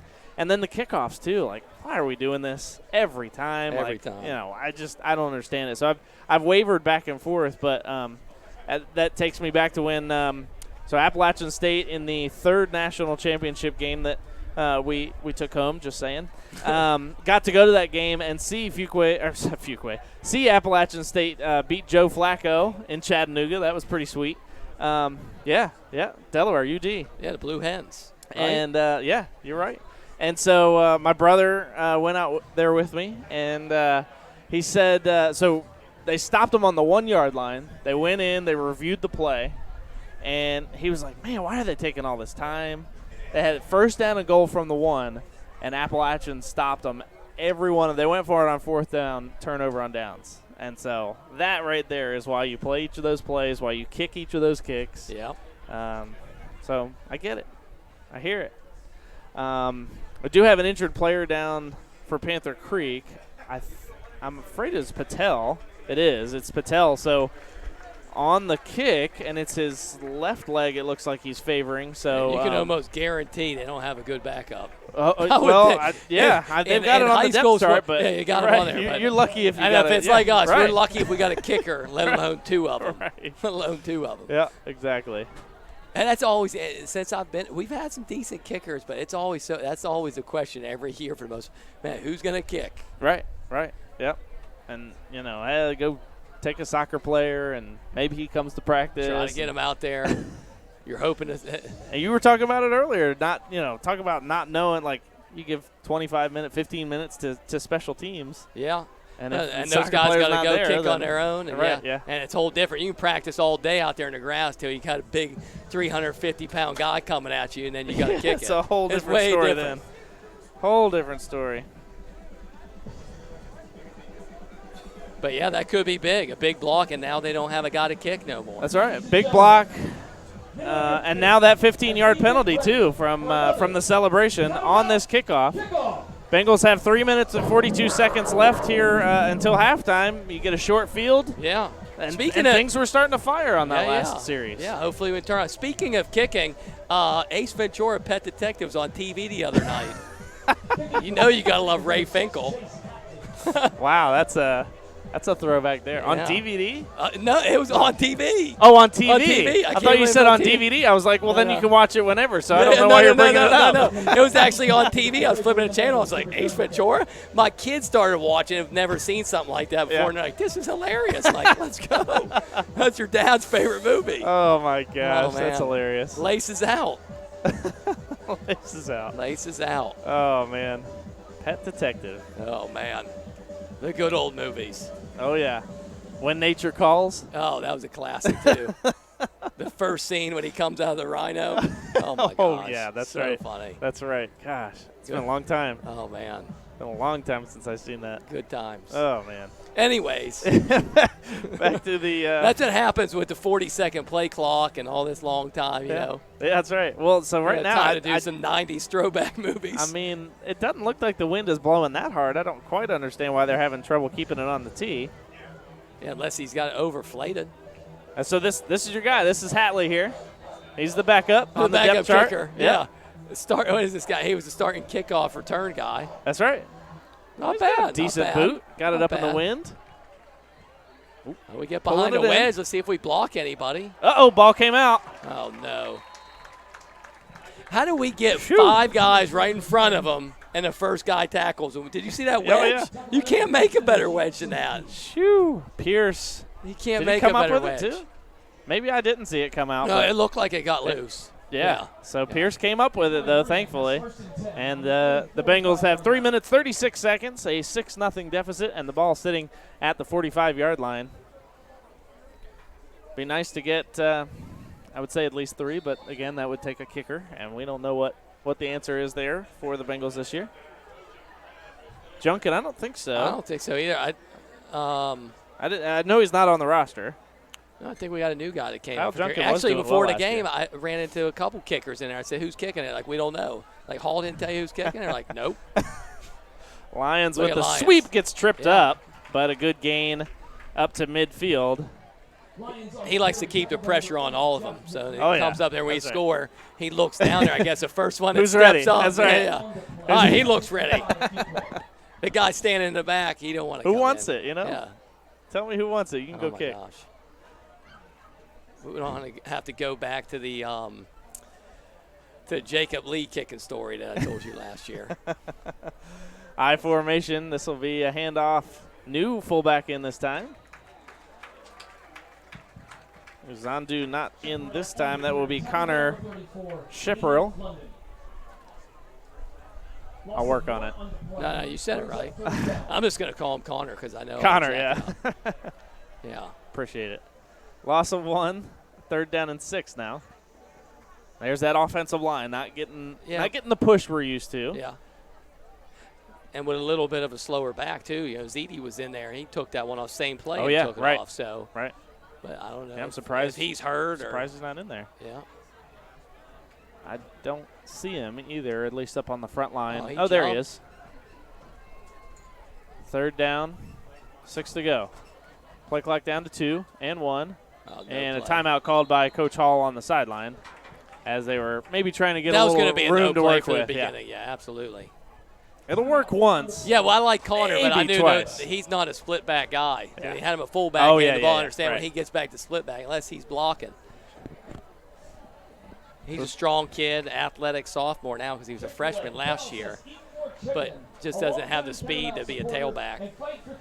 Well, I mean, I'm not surprised to see this timeout come out here. That's the second timeout for Fuquay-Varina, and this is a big play. I mean, 3rd down, you need to convert here. You need to keep your hopes alive for punching something in here at the end of the first half. Obviously, that block kick did a lot of work for the Bengals, a lot of help for the Bengals. But, boy, to knot it up or to go ahead by 1 here, taking it into the locker room, which would certainly help that feeling even more. And you talked about it being a little winded. Of course, the defense has been on the field a ton tonight. Think of all those turnovers and how much that did for the defense or did against the defense. That plays a big factor into this game, too. Absolutely, especially in the heat earlier. Now the sun's down, starting to cool off, but I agree. But we need to get a little momentum rolling right here. This would be a huge first down for us in the middle of the field. So we have an I formation. 3rd down, 6 to go. And this will be a pass. Braswell puts it up in Burke. the air, deep down. Oh, had some pressure, but couldn't pull that one down for the intended receiver of Ethan Burke. Nice pass, but a little underthrown, and Burke had to come back for that one. Yeah, I'm surprised. It was a tough play, but Burke had a hand on it, but it looked like he was able to get up too. But man, JV, that kid can catch everything. He's got good hands, so surprised to see him not come down with that right there. So Lions is going to have to boot this one away again. And you hope for not a quick score right here. We got 2 minutes left. Yeah, that's a big key right now is to get away in the rest of this first half without any more up on the board, unless you're able to get something on defense. Lions awaiting the snap. Gets this one away. No pressure in the backfield. Yep, and that one is going up. Man, you would just hope that one checks up. Yeah, right into the wind. That was a great punt, but way too far. Excellent punt by Lions, and that will bring the ball out to the 20-yard line, where Panther Creek will have 1 minute, 55 seconds to work with, and 3 timeouts left as well.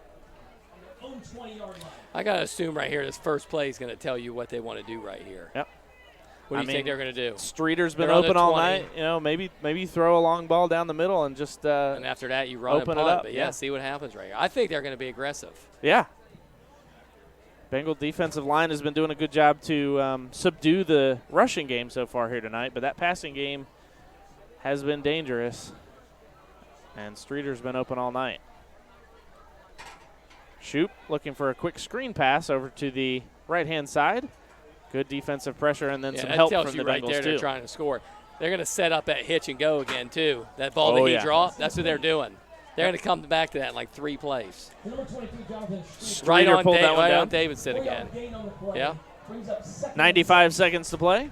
Make sure to stay tuned for Bengals at the half, presented by Dickens Insurance Agency. We'll talk to Evan Rogers a little bit about what this college and professional season is going to look like. He's got a little preview for you. Another screen pass, so 2 screens in a row. You think screen and go, hitch and go on this one now? Think they're going to fake it and go deep? Yeah, that's what I was saying earlier. And yeah, we'll see. Timeout. Panther Creek's going to take the timeout. Clock rolled a little bit after that, but that stops with 64 seconds left in the first half here. So Evan's going to be working a little bit this season too on bringing us some player profiles. We're going to talk to some different student athletes throughout the year. Get some volleyball on there. Get some basketball on there. A little bit of soccer. So we'll see. Yeah. But looking forward to it though. Evan, you got a little preview for us for the college and pro? For the college and pro, I mean, I call this week 0. Week this 0, upcoming that's week is week 0. We've got 2 games, but honestly, it's just one. You know, right? The Miami, Florida, and I think the other one's like. Oh, does that start Saturday? Yeah, it starts Saturday, 7 o'clock, ESPN. You know, they got the spotlight on, bringing back the rivalry a little. I like it. You know, Miami, first-year coach, new quarterback. Who's at Miami now? I think they moved up their defensive coordinator. Okay, if I'm not mistaken. That's right. What's his name? I think Diaz, Georgia coach. Why can't I think of his name? I can't think of his name off the top of my head, but you know, there's nothing better than when football season's Saturday and Sunday. Oh man, I miss it. Wife yelling at you. Is that all you're going to do? Is watch football? Yes, it is. And the second you're done working around the house. Pass over the right-hand side again. This will be enough for a first down. Up to the 35-yard line, but got to get moving a little bit. The timeout was called with 1:15 left to play in the second quarter. First down clock will stop momentarily. This is reminiscent of that Cleveland game 2 years ago when the Bengals just threw to the sideline. Of course, a little bit different look, but similar. Clock rolls again, and Shoop calls out to his wide receivers on the right-hand side. Pressure coming. Passed in time, over the middle, and again overthrown. They keep that slant and go. Is killing Medlin up the middle. +2 with blitzing a backer, unless it looks like they're trying to run cover 2 down there. But cover 2, you got that corner. Davidson kind of trying to bite up there and make a play since they're sending an outside backer. with a little pressure, put a little pressure up the middle right here. They need to run. They need to blitz up the middle right here instead of off the outside, so you can keep your outside backers in the flats. There, nobody screen blitz pass there. over the middle, complete, and that'll go ahead for 4, as that's to Holloman, and the second timeout called by Sean Crocker, with 1 left to give. 42.8 left to play on the first half clock. Timeout on the play, Panther Creek. And it'll bring up 3rd down and 6 to go now.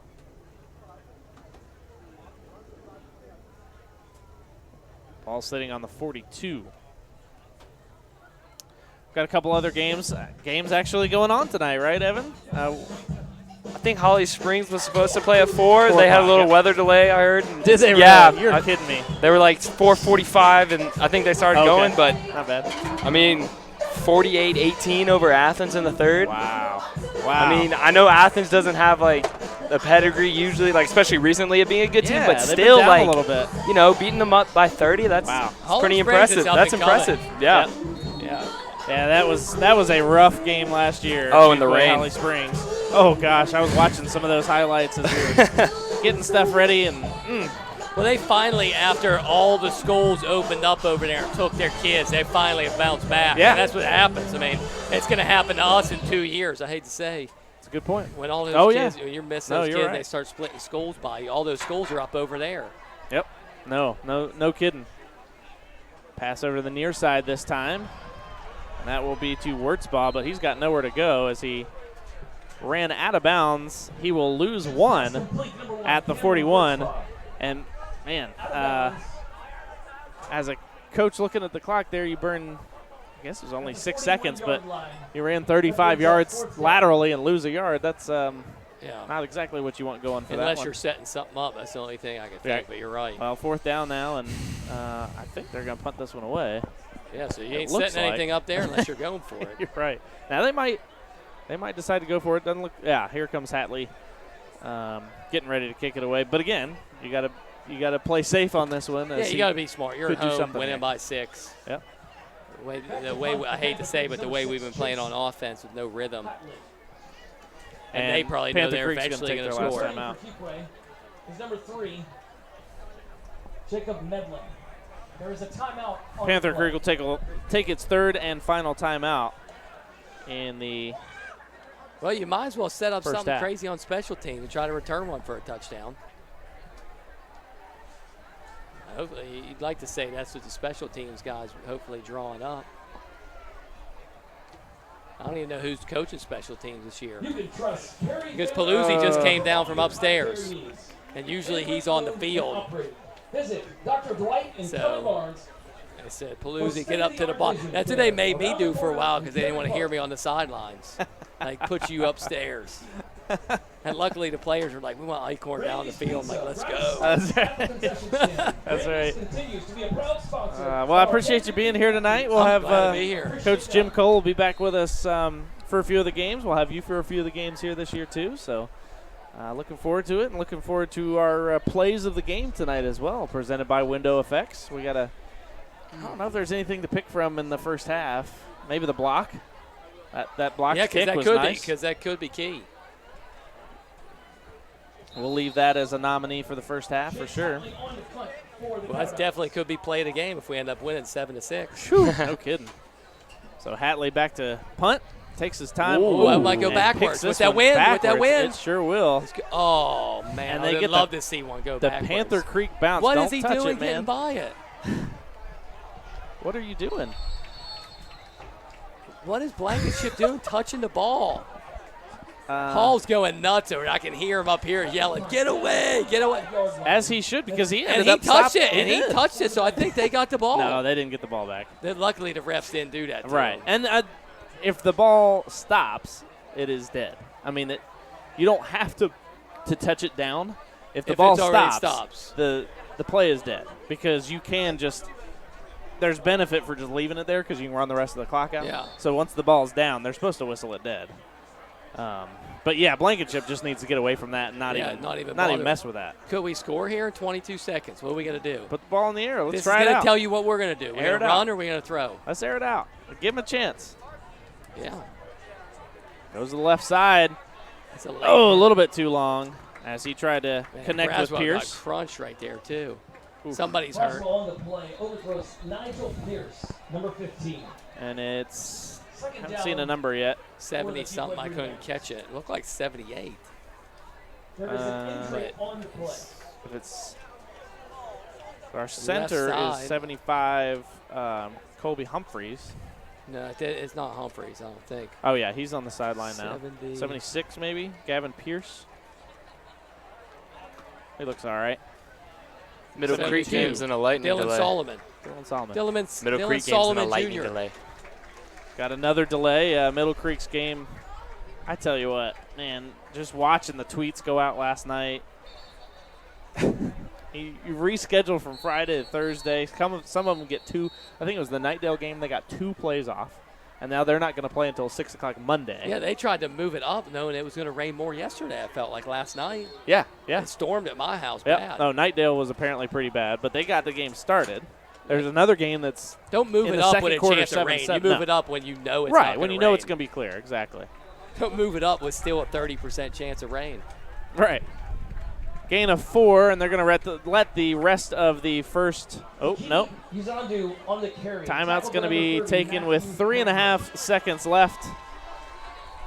So they'll put 3.5 seconds back on the second quarter clock. The booth not quite paying attention here too much tonight as the clock went to 0 and the PA announcer didn't see what's going on the field. First game jitters. Everybody's got it going on. We got it going on. They got it going on. I feel like I just saw lightning off to the left-hand side. Yeah, I thought I heard thunder. Yeah. I thought I heard some thunder. Well, and I did hear, Coach Hall mentioned that if anything happens tonight, they do want to play tomorrow rather than pushing it off until Monday, which this is the best week to do that because 2.5. Absolutely. 2.5. Plus, you don't want to do it during tough to, college season. You don't want to really play the first day of school. No. Oh, absolutely. You're so drained. That's what I'm thinking about Nightdale. First day, you know these kids don't get up early. No. They did it for practice a little bit. But I this got a week text message from our producer this morning at like 7:45. That was impressive. That's because he had to take the dog out. You had what now? I had a wisdom teeth up. I've been waking up early. Oh, man. Yeah. How long ago did you have wisdom teeth out? 4 days. Look at this guy. 4 days into wisdom teeth surgery, I was still on the couch he's not whining as smart like a little lately. baby. Bengals going for it here. One last play, and that will be another turnover. Now the Bengals need to make sure this doesn't turn into 6 more, and they'll get the stop. Braswell's got to be beating himself 4 up right now, I'm sure. But, hey, as we mentioned, 6-0 at the end of the first half. Mistakes made, but chances to right the ship here in the second half. We'll break all this down. We'll take a look at stats. We will take a look at scores from around the country and talk a little college and pro football, too, as we bring you Bengals at the Half, presented by Dickens Insurance Agency on the other side of this timeout on the Bengal R3 Sports Network. When my husband and I decided to start a family, we knew we needed to plan for the future. We contacted Dickens Insurance Agency. They walked us through all the important information about life and annuity products, and they told us how we could save even more by combining our auto, home, and life insurance plans. The best part is, they talked with us like we're their neighbors, not like their client. Visit Dickens Insurance Agency at 402 Wake Chapel Road or online at dickensinsurance.com.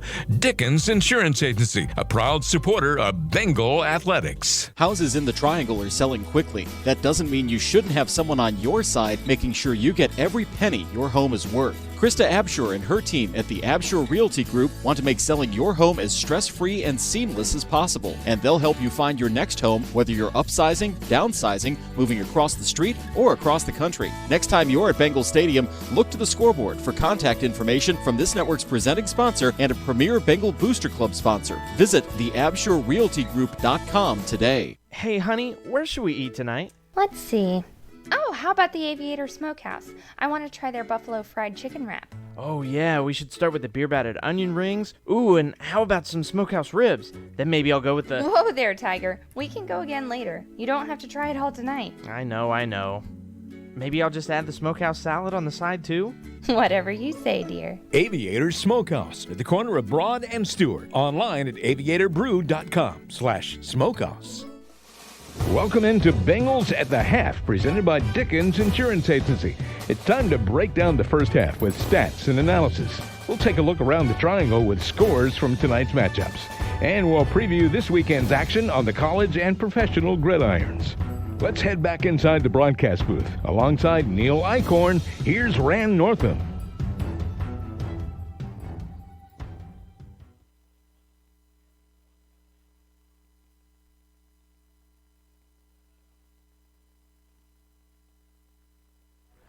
Welcome back to Bengals, or welcome into Bengals at the Half, presented by Dickens Insurance Agency, as Fuquay-Varina down 6-0 at halftime to Panther Creek. And I think the story of the first half so far has been, boy, it could be a whole lot worse than that. Absolutely, but same thing. I think you talked a whole pregame about questions. What questions are you going to have? What questions? So it seems like some of them are answered so far, which we thought that we'd know is a new offense. Yep. A new quarterback. We were only wishful thinking, hoping that he would be calm, but a new guy, his first time out there, 4 turnovers on offense, them getting one, sloppy game, and you're right, we could be getting killed. Think about how the game started. You fumble the first snap. Yep. I mean, your quarterback center interaction not going so well, but they wiped that off, able to clean that up, still going under center. The turnovers are not looking good through the air. That last one, again, that's one of those, Hail Mary, throw something up at the end. I don't want to count that against him. It's going to be in the books, but that is what it is. 6-0 at the end of the first half. With him being our best option at quarterback, though, what you like to see is the guys and the coach and say, look, it's your first game. We're only down 6. You're going to be okay. We'll get you some more simpler plays. And the defense saying, hey, we got your back. We trust in what you're doing, and just relax and slow down. He's just got to slow the game down. But one time, too, having him roll out weak side and throw it across his body, that's a tough – he's not Cam Newton out there. So that's a tough ask for a young sophomore to do. So we'll see. But the positives, the defense have played okay, and Panther Creek has shown that they're still not there yet. Right, absolutely. So their quarterback position question a little, he makes a good pass and the guy drops it, and other ones he's missed like 5 wide open guys. Just all kinds of them. Yeah, he's overthrown a few guys and then just a couple drops, but interesting start to the season. It just you said it exactly right. It just looks, on all facets, from the officials to the press box to the players on the field, it looks like the first game of the season where you still got I don't want to say summer hangover, but it's still summertime for these students and all that. So 6-0 at the end of 1. We'll take a look at stats as we continue on. We're going to take a timeout here, come back with more of Bengals at the Half, presented by Dickens Insurance Agency. First, this word: Dickens Insurance Agency has been serving the Fuquay-Varina community since 1956. Whether you need coverage for your home, your car, your business, or life insurance, Dickens Insurance Agency has the answer to your question. Give them a call at 919-552-5603. Visit them online at dickensinsurance.com, or stop by and visit them in the heart of Fuquay-Varina at 402 Wake Chapel Road. Dickens Insurance Agency, a proud supporter of Bengal athletics. More of Bengals at the Half on the other side of this timeout on the Bengal R3 Sports Network.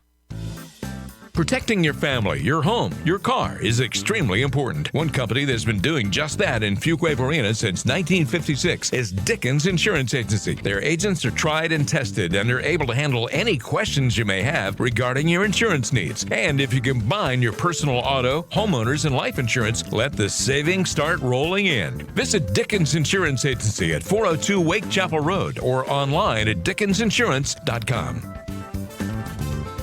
After more than 20 years in the corporate world, Pam Castles decided to step out on her own, establishing P. Castles Law, PLLC. She's available for commercial transactional, legal services, such as contracts for purchases and sales of goods and services, and non-disclosure and non-compete agreements, and transportation contracts. Contact Pam at 919-534-5735 or Pam at pcastleslaw.com. P. Castles Law, this year's sponsor of the Players of the Game. Window Effects has become the leading car and truck window tinting expert in the area. But that's not all. Window Effects has taken the same process developed for your vehicles and applied it to the doors and windows of your home or business. This process guarantees there are no imperfections in the tinting, and the film has a lifetime factory warranty. Protect your home and the valuables in it. Think of Window Effects in Andrew. Search for Window Effects on Facebook. This year's Plays of the Game sponsor on the Bengal R3 Sports Network.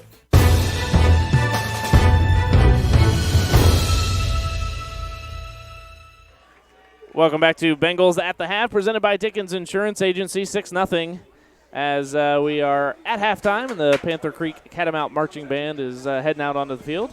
Talking a little bit about this Miami-Florida game, we're gonna do a college and pro or college, whatever everyone wants to do as the season goes on. He's gonna bring you some previews for the next week, but you're right. We're in week 0. You Yep. know? They're doing a college game day. College game still, day which is in pretty Disney cool. World. Yeah, I heard no signs though. Awesome.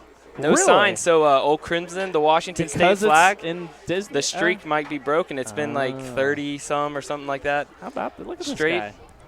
No Gotta signs. I did my little research. You know? No signs. Huh? No signs. Is it because it's in Disney? I'm guessing it's something to do with Disney World. Yeah. Man. Interesting. Well, That's what game day's about. I mean, signs. I love the fact that we're back in this season. Like this is the sweet Let- spot we here. could get a pre-year prediction, so like Alabama versus who? Yeah, well, Clemson got the number 1 spot. Clemson got number 1 in the polls for the first time, and I don't know, Alabama's been there for 40 years. First time right? ever for Clemson. Okay. So it's going to be Clemson versus Alabama again. Again. No, maybe Georgia. Such parity. Georgia. Can yeah. they finally get over the hump? Georgia. Right. Texas is back. We will see. That's up in the air. Speaking a little more locally, I'm very interested. I'm not pulling. If Coach Cole's listening right now, obviously thinks I'm a Carolina guy because I work in Chapel Hill. But I'm interested to see what Mac Brown does. I'm just interested as Mac Brown, after being done for so many years, I want to see what he's able to do. Like, sure, he can recruit. Oh, yeah. Put together a good coaching staff, but what can you do for the next true freshman 5 at years? quarterback? Yeah. Oh, yeah. Oh, he can coach. He's going to do something. Yeah. It's kind of like you get out for a while and you kind of get it back and you new energy. And he's decided kind of look like what Cutcliffe did at Duke. Like an older guy. Oh, yeah, no kidding. Quarterback guy. He goes to Duke. Now Duke's kind of on the map from nowhere. Right. They were like the laughing stock of They college were. football. Oh, man. I remember going to my cousin's graduation at Duke and looking around the stadium there, and I was like, what are all these banners for national champions or conference champions or whatever for Duke? I was like, they don't have a good football program. And my dad was like, yeah, way back when, like they actually had a program back in the day. It'll take a couple years, but he'll upset some people. They got a big time matchup week 1. Yeah, at Alabama. That's right. Oh, that's where right. Carolina's at Alabama. No, that's where Duke's at. Oh, Duke's at. Duke's at Alabama. Week 1. Well, and then of course I'm looking forward to the Carolina Appalachian State game week 3. I think. I think that's week 4. App has a bye right before that game. That's gonna be 2 new coaches there. So that's gonna be great at Carolina. So it'll be a short trip for us, and then we'll go up the mountain next year when Carolina goes to App. So that'll be pretty cool. Well, we're going to get back into Fuquay and Panther Creek here in just a moment after we take another timeout. Have you gotten your all-sports season pass yet? The Fuquay-Varina Athletic Booster Club's goal is to provide support and information to students, faculty, parents, and the community about Bengal athletics. Get your membership today. Visit fvhsboosterclub.com. More of Bengals at the Half will bring you halftime stats on the other side of this timeout on the Bengal R3 Sports Network. Krista Absher and her team at the Absher Realty Group dedicate their time and lives to helping you make one of the biggest decisions of your life, buying and selling your home. The real estate market in the Triangle is one of the best housing markets in the country, and you will want the most professional, experienced, trained, and knowledgeable agents on your side helping you. Lucky for you, they're based on Broad Street, just a minute from the high school. Mention this ad and receive a free home warranty with your next home purchase. Visit theabsherrealtygroup.com today. The Aviator Smokehouse was established in Fuquay-Varina in 2011 and features some of the finest food Broad Street has to offer. You've got to try their famous Aviator wings with dry rub, or maybe the sweet and tangy Hickory Aviator sauce. If you're really brave, you can attempt the Imperial Moco Loco sauce, but you'd better have a cool beverage standing by. That's just a small sample of what's available at the Aviator Smokehouse. There's something there for everyone, so stop by today. The Smokehouse is at the corner of Broad and Stewart, or online at aviatorbrew.com/smokehouse. homes. When I met Arnie and Monty Bullock of Dickens Insurance Agency, I could tell they bleed orange. They're connected to the Fuquay-Varina community and are committed to helping the community protect its assets. Whether it's your family, your personal property, or your business, Dickens Insurance Agency is there for you. Contact Fuquay-Varina alumni Arnie or Monty or any of the agents at Dickens Insurance Agency at 919-552-5603. Visit them online at dickensinsurance.com or stop by and visit them in the heart of Fuquay-Varina at 402 Wake Chapel Road.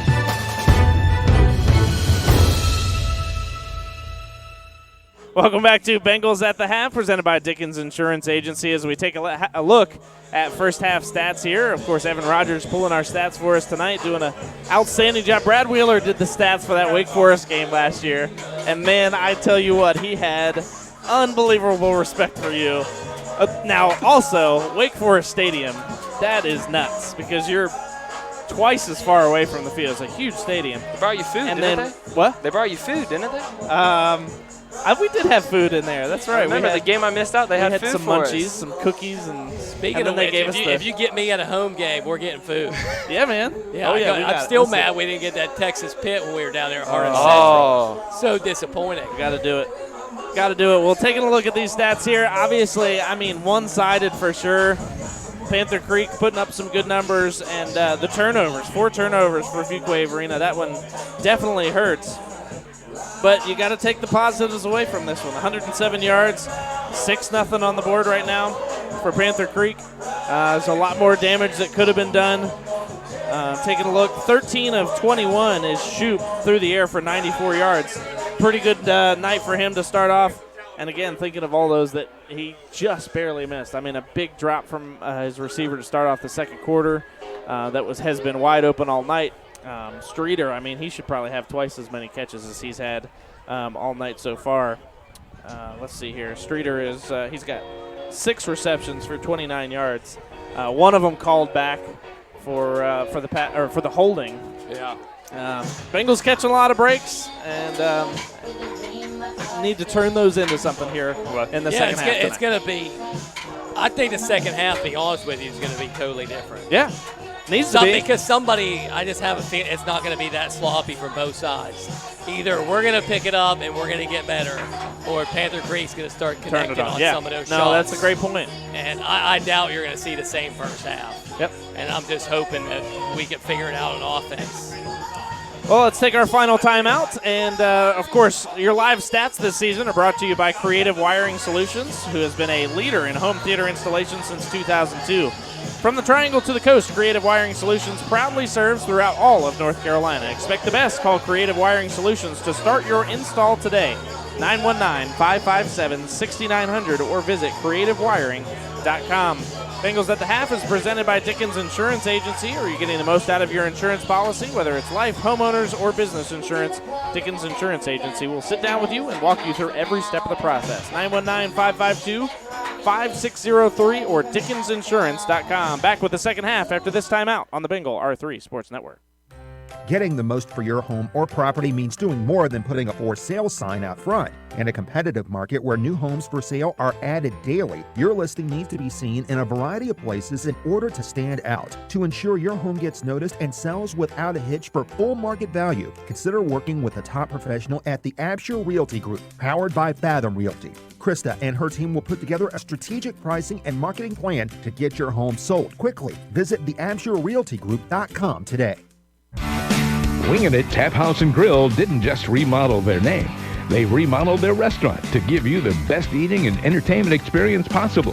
Whether you like a place to meet and eat with friends, listen to a local band, or challenge your buddy to a round of bingo, Winging It Tap House and Grill is the place to be in Fuquay-Varina. Winging It Tap House and Grill is located in the 5 Point Center next to Sheets on the east side of Fuquay-Varina. New name, same great place. When my husband and I decided to start a family, we knew we needed to plan for the future. We contacted Dickens Insurance Agency. They walked us through all the important information about life and annuity products, and they told us how we could save even more by combining our auto, home, and life insurance plans. The best part is, they talked with us like we're their neighbors, not like their client. Visit Dickens Insurance Agency at 402 Wake Chapel Road or online at dickensinsurance.com. Dickens Insurance Agency, a proud supporter of Bengal athletics.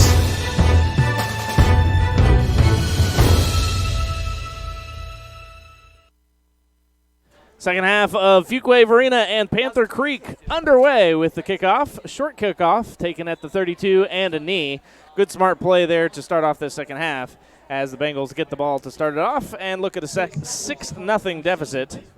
And we'll see what they bring out of the halftime and the locker room. See if they can find some things to fire here. Got to say a congratulations to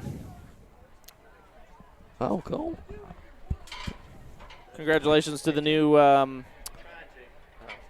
principal at Fuquay-Varina High School as well. Of course, Terrence McCotter. McCotter, thank you. Yeah. Terrence he was McCotter. a part of our football staff. Yeah, that's what I heard. And I was talking with Coach Hall about that yesterday. Yep. Really cool and great to know that you'll have a supporter of athletics at the lead. Not that Principal Enns wasn't, but it's just great. You know, you never know who's going to come in and could have some different thoughts for athletics. Yeah, he played football, and he played basketball. Awesome. I know he was track and field coach when he was on the football coaching staff as well. Coach Hall was saying he coached with him on both sides, on both teams. Oh, yeah. Lions takes it to the left side of the field, gains maybe another 1, so it looks like it's going to be 3rd down and 8 if they do give them the positive yardage, and they do. Maybe 1.5 on the gain. 3rd down and 8 to go. So now with them throwing the ball, though, you can feel the wind all the way up here. Yes. So that may work out something in our favor if we can get a running game going, which is rare that we don't have. Our running game hasn't been solid. Besides, I think Matt Lyons has been our only. That's right, and this when he takes it up the middle, this kind of left and right hasn't been working so well. So I'm surprised that they're sweeping it out a little bit. Setting up the pass now. Braswell will throw into pressure and intercepted again. Hatley has his number as he pulls it down. The 5th turnover for the Bengals tonight. I mean, just demoralizing. I feel so badly for Braswell. But you could just kind of see that one setting up that Hatley was just spying him the whole time and came right in there and picked that one off. Yeah, it is tough, but I know it sucks, but this is the only way he can look at it. He's going to learn, go back and watch the film and learn from everything. Absolutely. Late substitution coming in for Fuquay. Oh, they're trying to take a home run shot. And almost a sack, and now, able to get up to him Connor and pull him down. He could have hammered him. Great job by Bulware to not give up and get the sack. And that'll be a loss of 2. First sack on the season for the Bengals here tonight, and good to start that off in the first game. Again, defensive line, big question tonight, getting some pressure back there. Yeah, I think they talked about running a 4-3, but it looks like they changed it. They got a 3-man front, and they're just bringing pressure from both outsides every time. So just instead of having an outside backer, they're putting calling it a safety position. Quick screen pass over the middle. Great shoestring tackle. 2 back-to-back plays for Fuquay-Varina as Caden Linkus makes that tackle, and another loss here. So, again, that bend but don't break mentality. Your offense just not able to fire yet, but, man, if your defense can keep you in a game, you just need that one big play to break it on the offensive side. Shoop a little rattled now after getting some pressure in the backfield a couple times. Shotgun snap. He backs way up, passes. And this one a little underthrown. They're going to say complete. He caught it. Nice catch by Holloman. Catch. Yeah, absolutely. Holloman completes the first down. That's a heartbreaker. It is. You do 2 negative plays there and able to back the offense up a little bit. But a great job by Shoop to stay focused. Yeah, it seems like to me, I know they're trying to get pressure, but a lot of stuff, if you watch the game so far, they've either taken that play down the middle, which they've missed every time. Right. Or they're just hitting us deep in the flats. we keep sending the outside linebacker. You got no help underneath that. Here comes Blankenship again. Pass over the that middle, pass and over the he's middle. open again. Wow, just barely. Holloman makes that catch, but just barely in the backfield is there was some pressure back there. What focus by Shoup to make that connection. And it was kind of like I was saying before the half started. We hoped it wasn't, but we told it was going to be a different half. Yeah. One team was either Panther Creek wasn't going to make that many mistakes, or we were going to get it going. It looks like we come out from the half, another turnover, 5th turnover of the game, and then they finally start making plays instead of dropping those balls. So That's right. Well, you're going to have it could get ugly. I hope it doesn't, but I mean, that looked fairly easy. Oh, it did. It did. I mean, you were right. Panther Creek settled down at halftime, were able to pull this together, and without their starting kicker and down 2 from normal, they're going to go for a 2-point PAT and complete that with a pass over the middle from Shoup to McKnight. Yep. Thank you very much. That's Panther Creek 14 and Fuquay-Varina 0. So that takes it to 14-0 with 8:51 to play here in the third quarter. And we'll see what the offense has in store as we start off. And the bad thing, too, is even a guy like Brown is almost like you got a pitcher out there. I know I keep relating stuff to baseball. That's what I know the most. But it's like, you know, the guy's out there, he's getting hit around. He's just having a bad day. Right. You need to get a sub in there for him. But with us having a younger sub, right. Our backup quarterback, I'd like to say, is a sophomore, 1 year JV. Yep. Get on your feet. And it's just tough, but sometimes you just can't keep beating the kid up out there. You got to get him out. Maybe he play better next Friday. But yeah, it could be. Yeah, and I wonder when we might see that. But he right. keeps throwing picks, and it's like, you know, not like I'm trying to say get him out of there, but sometimes it's better for his psyche sometimes to be like, look, you had That's enough. a good point. Really good point. We don't want to keep making you feel worse. Yeah. So Hatley will go back to kick again. Again, last one popped it up high into the air, and the wind is not in your favor when you're kicking this direction. So big open hole right there in the middle. We'll see where he goes with it. A little bit deeper this time. Nice kick. And it will be returned. Let's get some going. Special teams. A nice spin move up to the 35.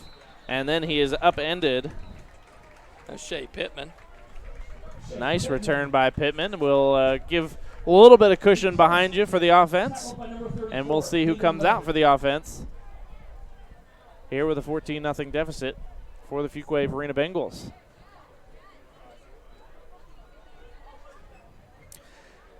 When buying a home, you want someone to help you who has ethics and integrity and who will go the extra mile to make sure you get everything you desire in your new home. Krista Absher and her team at the Absher Realty Group will help you find your perfect home. Don't hesitate to call her today. When you're at Bengal Stadium, look to the scoreboard for contact information from our presenting sponsor and a premier Bengal Booster Club sponsor, the Absher Realty Group, powered by Fathom Realty. Visit theabsherrealtygroup.com today. Looked like it was a handoff to Sakiti. So Zandu back in the contest. Great to see him back in there. Gain of 3. I'll bring up 2nd down and 7. Line to gain is the 45. And off to Lyons this time, who will take it back up the middle. That's where his success has been tonight. Nothing going that time as the offensive line couldn't quite set something up for him. And McCabe brings him down on the tackle. That brings up 3rd and 7 for the Bengals. Giving him something manageable here at least. 3rd down, 7 to go. That's the question. We're going to see. This is going to be interesting right here because as many turnovers he's had, do you still play football right here and throw the ball, or you try to do that? Like last year, we'd be running here, we'd be running counter. Oh, yeah, all day long. All day long. Pitch sweep, and Lyons lowers his shoulder, gets a couple. Not going to be enough. No, you got to punt this. Unless you're looking for a spark, but that brings up 4th down for the Bengals. There you go. There comes the punt. Which is nice. A 40-second play clock gives you a little bit more It time sure does, to make a decision. doesn't Because it? I'm telling you, Whew. when it's 4th down sometimes, you look up there, next thing you know, you got 8 seconds. You're like, oh, my goodness, I got to use a timeout. Got to burn the timeout. Yeah. They make it no hard kidding. on the high school coach. You can't even think in 25 seconds. Lions will be making the punt for Fuquay. That's a tough role for Lions, being the starting back, the workhorse for Fuquay, and he's going to come in and punt too. He's doing a good job tonight though, and he gets it over the head of the would-be return man. Roll down to the 3. Well done nice. by Lions. He's an athlete. He is. He's an athlete. Excellent punt, and the ball will sit at the 4-yard line, where Panther Creek will go back to work on offense with a 14-0 lead. 6:34 to play in the third quarter.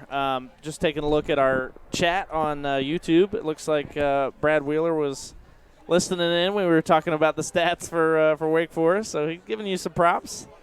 That is not an easy job, but you do it well there, Evan. You got a shout out too, I missed Coach that stuff. Eichhorn? I didn't know how last year. I like how, so this may be better, but last year you could always see what people were saying. Yeah, you can still see it on YouTube now. When you go to the YouTube link, you can see all the chats there. Loss of 3. They're going to mark them down at the 1-yard line. Bengal defense going to work. Hands off to Wurtzbaugh on the play. So Wurtzbaugh not able to get positive yardage there. Man, you look down for a second, and Yeah.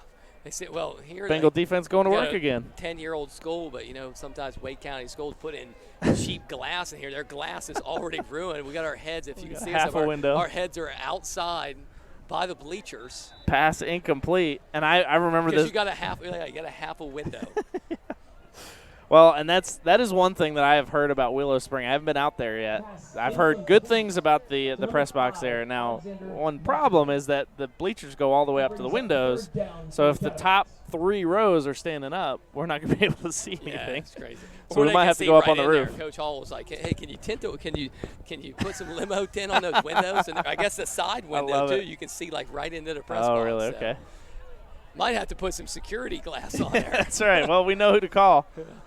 3rd down from the end zone, pass incomplete again, and this will bring up an interesting punt here, as Shoop got a little flustered there, throwing from deep in his own end zone. I'll tell you what, the guy has a good arm. I can see does. why some people drop the ball. I mean, he's in the middle of the field, throws a 10-yard hitch on the outside. That was a cannon. Yeah. Blew that guy's hand off. That's Makes why me think of I think they talked about Brett Favre that way a lot, and just how hard he threw it, and people had a tough time catching it sometimes just because it was so hard. I like that. Are you He threw it so comparing hard. the Panther Creek quarterback to Brett Favre? I'm not. I love it. I love it. I love it. Is that Dante Culpepper back there? Got to be smart here if you're the punter. With one no. leg and it's blocked into the end zone. That'll put 2 on the board for the Bengals. No, touchdown. Oh, sorry. Yeah, it's a touchdown. Touchdown. Well, that's what I'm thinking. Why didn't they just kneel it? He should have went down. Yeah, he right. ran around. Yeah. Then you he would ran have 2 to. steps right, and then he decided to kick it right into somebody's back. Hey, once again, special teams. So Evan's asking, how do we put that? I say punt return. I don't think I have a punt block I built feel like in that's the a punt. stats yet. Could that be a 1-yard punt return? For I know. Who was it? Ellis Blankenship fell on it. So Blankenship, yeah. I mean, he'll definitely get the touchdown. Here's our kicker. Let's see if he hits that. Learning all kinds of things here in this play. Low low kick. Matt Jones. Matt Jones with a low kick. That's right. He kicked off to begin the game too, so that makes sense. Just put an asterisk by that play. We'll we'll go look back at film and I'll see how we gotta do that one. But 6 on the board. Nice punt. Did we see who got the punt by Lions set the whole thing up? Oh yeah, that's right. What hurt right, us, right, like right. you saying last year. That's what hurt us so bad. I felt like right when we were getting going, Lions got hurt. Yep. That was a big injury because he was on fire then too. He was. He sure was. Yeah. There were just a number of things that came together at the wrong time. Yeah. But then right at the end of the season, things started to click a little bit again. And, who knows if the Bengals would have made it in without having that Cleveland game to play at the end. They put that extra week on the season. And was the strength of schedule strong enough? Was the win-loss record even strong enough? They probably still would have made it in, but would have had an even worse seeding in the postseason, but oh man, it was a roller coaster season last year. So, but yeah, Matthew Lyons, great punt, puts it down on the 4, and then the defense going to work, and the punt block for the touchdown. 14-6. Get on your feet as we get ready for another. And sometimes it, again, takes that one big play, but also takes that momentum swing to get you back into the contest. Yep. One big play on our end and a bad play by them. That's, again, talking about being the first game and special teams. Nobody, in crunch time, that's just the way it is. You wish you had more time.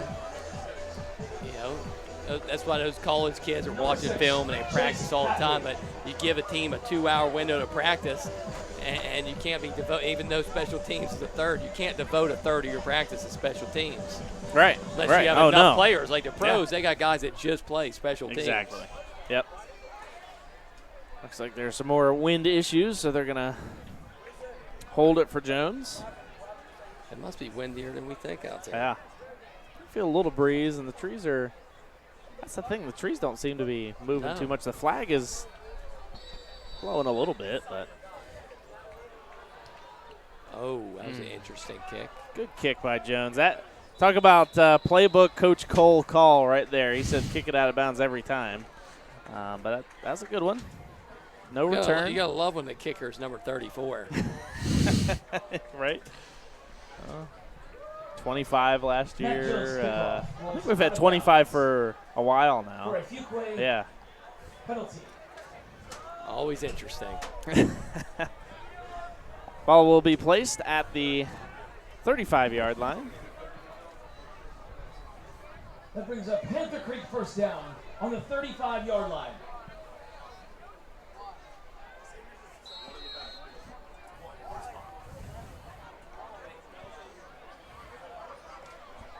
And Shoup going back to work here. Going through the air on the first one.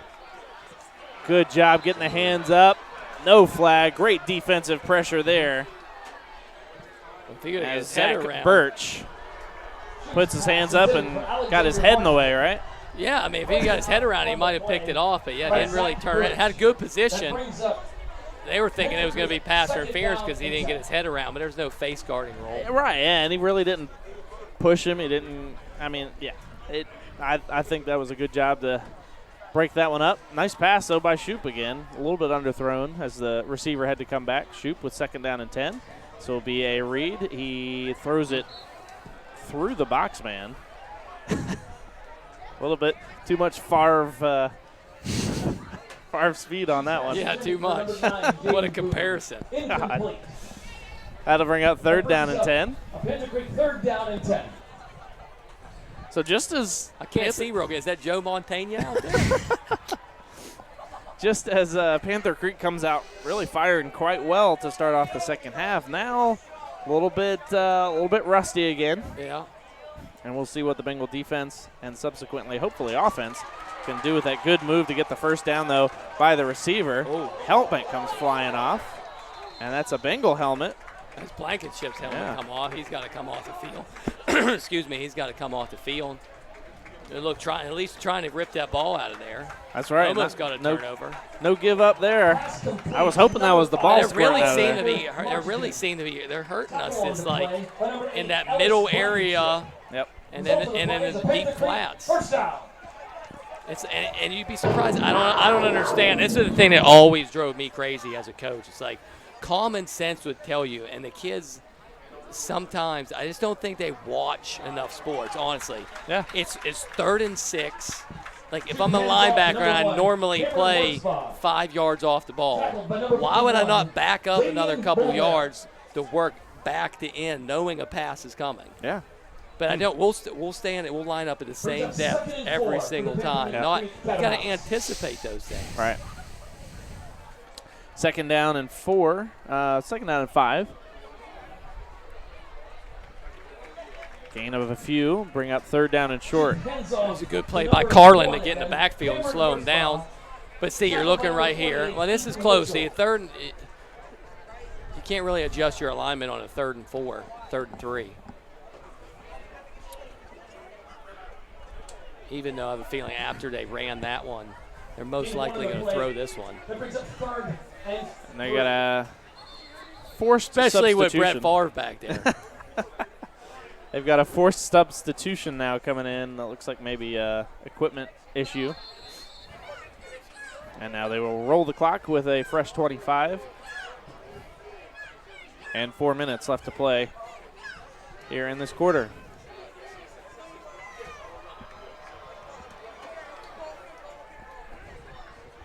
Well, they ran it. Handoff up the middle again. Wurtzball is going to get close to the first down. There's been lightning around the area the whole time. I'm surprised, but it must be that kind. They know how far it's away. Right. Because it's way out in the distance. Right. And it doesn't even feel like a storm's coming. It It's just one doesn't. of those. Yeah, it feels pretty cool. Looks like they might measure. And they are having some issues with clock tonight. It's not like the night where we wanted the sliders down there at Hornet Central. Oh and I my think gosh. at Lightning for like 3 hours it felt like, and they would not finally call the called it. game. Yeah. Gosh. And that was the most frustrating thing because We it was didn't even- just all around. Like there was nothing over the field and Nothing. clearly no danger. But because of the rule of Yeah. whatever 8 miles or whatever it is, gosh. whatever they did at We that didn't one. even leave that game, I think, until like 11:45 Oh, yeah. or something. We It didn't was even play insane. but what, a quarter? Right. Half? Yeah. Oh, that was a long night. Oh man, it's close. Stretch that baby out. He's short. Short by an inch. Wow. 4th down and an inch to go.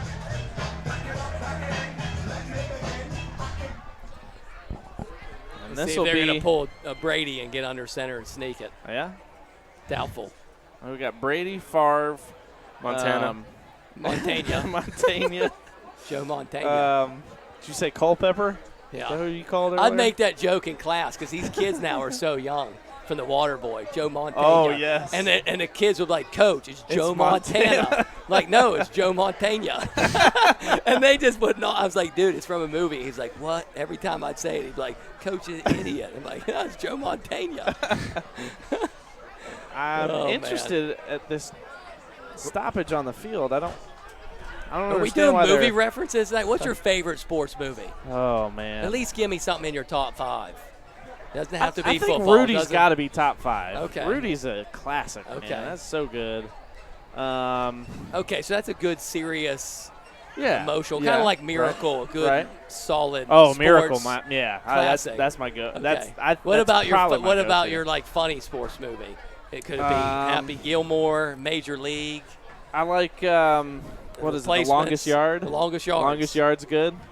The obviously the modern one, not the one with what's his name? Kurt? No, not Kurt. God, what's his name? I know who you're talking about. Russell. Yeah. Was it Kurt? Not Kurt Russell. People will be blowing us up on on YouTube. That's now. right. You We're just idiots. That's who let's it go is. look it up because somebody's Yeah. told us who it is. Somebody But he might. played in the original one, and then It's not Burt Burt Reynolds. Reynolds. Burt Burt Reynolds. Reynolds. Yeah. Burt Reynolds. He was in the original one, and he came back in. What the, a mustache. Oh What a man, mustache. absolutely. You know, I got to respect. I love nowadays that honestly, when these kids in high school, some of them bring the mustache back. I'm Yeah. like, dude, Oh, you're yeah. the man. You're the man. Because in the 80s, everybody had one. So every once in a while, I'll see a kid in high school with a mustache. I'm like, I love it, dude. Yeah. Jason Wunsch says he's a big fan of Rudy. Chimed in, but no answers. No answers. We got to it first. 4th down and inches, or maybe just an inch. I'm not sure what the timeout was for. Can the Bengals get in the backfield? Not quite. That'll be enough for a first down. As Wurtzball works it ahead to the 38-yard line. Enough for a first down. That could have been a big momentum turn. I'm telling you, the mustache is key. My wife had or it. if you could be, or it really would make you the man if you could be like the kicker from Notre Dame and bring back the mullet and the mustache.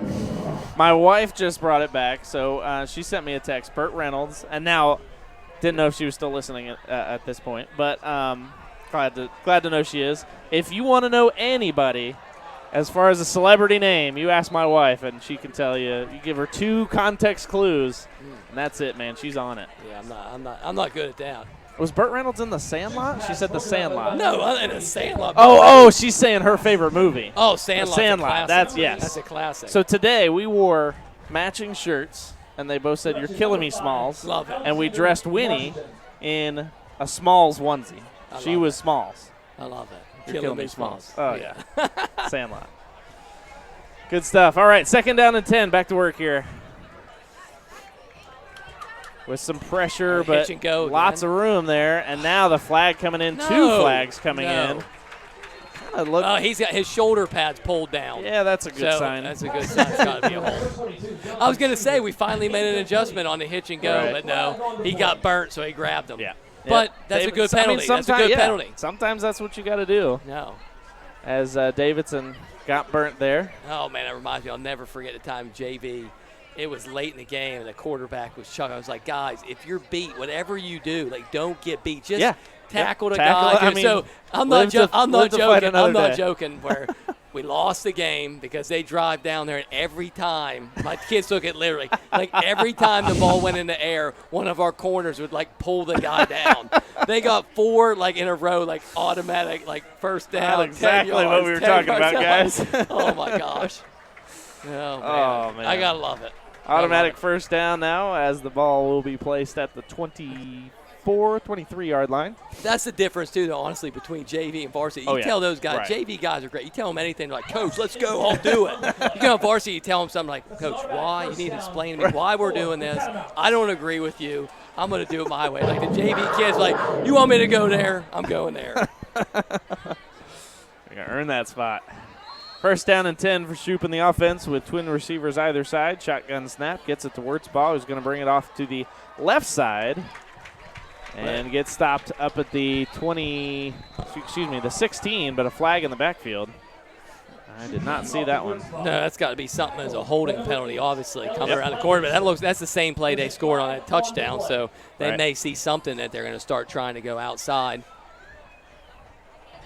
And that'll be a 10-yard penalty from about the line of scrimmage where that flag was thrown. And I think, too, what it seems like is Panther Creek thinks that we got nothing going on offense, which is pretty much true. And they're thinking, well, if these guys are tired, even though we're up 8, that we can just keep running the ball, and take time away from it. They knock the time down right here.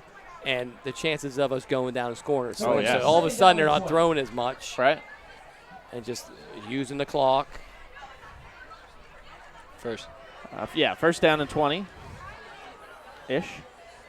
Here's that pass over down the middle. He's there. Oh, man. We're finally there, and we just missed it. Medlin through the hands. But again, talking about the coverage, it's good to be there, good to have the opportunity. Love to pull it down, but at the end of the day, it's important that we're seeing second down up on the up on the box. And the coverage has been better. Much better. Much better. Yeah. It seemed like in the first half, it was just guys wide open everywhere, and they were just dropping it. Yeah. Second down and but our 20. guys got to be getting tired out there. Absolutely. It's been a long night for the defense. Been on there a lot.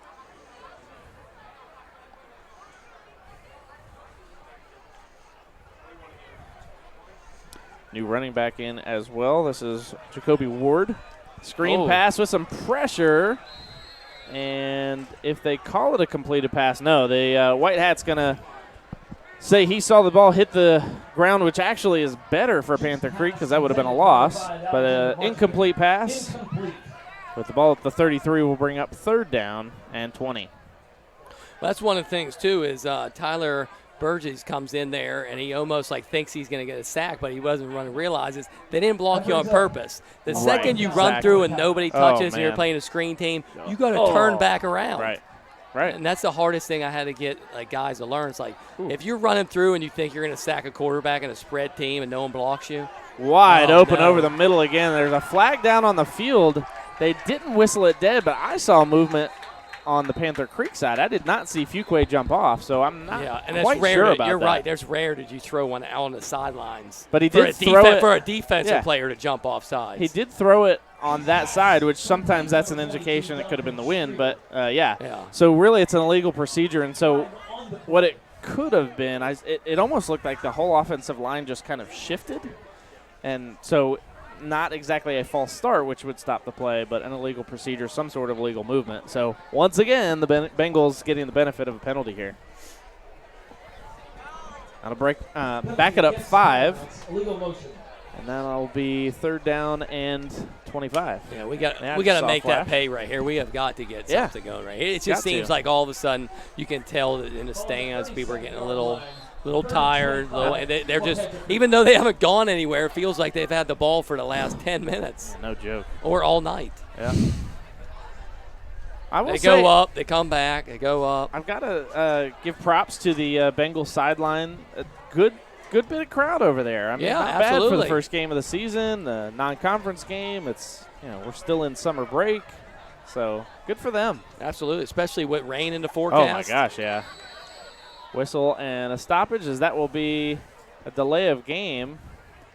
I think the referee's trying to he's wondering why the back judge didn't throw the flag, because that is his job, and we'll see if they wave it off. No, they're going to say delay a game. 5-yard penalty again. Oh, White Hat's doing everybody's job. He's all mad. He's like, come on, Bo. And he didn't know whether to throw it. He goes out there and said something to him, too. He's like, it? hey, come on, man. You got to throw the flag there. That's your job. And now they're – oh, he just saw lightning. Referee just saw lightning, so they're going to clear the field. Oh, no. No. So, folks, we're going to keep our stream rolling. And if anybody's in the area, what's anything close? Here? What's good eats? See. Hey, throw out some good eats up in there's that new place up there. Up there on 55, there's where the Chick-fil-A at the new area, the Golf Galaxy. That's a nice little area up there. It's only a couple minutes away. Oh, yeah. That's right. They built that plaza out there. Yeah, Park West. There. Yeah. What's that? Park West. Park West. Is that what it's called? Yeah, Park West? What is that now? There's a Cabela's up there? Or there's all sorts of stuff. everything. Well, if you're up that way. Yeah, if you're driving around. Drive safely, first of all. Don't text and drive. But we are going to we'll keep the stream rolling, but we're going to go ahead and take a break here and just let the video roll. We could come back and maybe talk some more. We can talk movies, sports movies that's again. Right, more sports movies. NFL predictions. Yeah. Okay. I'm going to the Steelers game on Thursday night. You're going to the Steelers? Yeah, I got free tickets, which was nice of the guy, but it is the 4th game, so nobody's playing. But it'll be a late night for me. Well, I mean, at this point, it's Thursday night, 7 o'clock start in Carolina. In Carolina, yeah. In Carolina. I mean, they might need to get Cam into play if he's healthy again. Like if he gets his foot, he hasn't played. He ain't playing. He came in for his first game this past week, and then went out with a foot injury in the first quarter, right? They say they're optimistic he returns. I'm not optimistic. Well, I'll leave it. Will Greer's the future.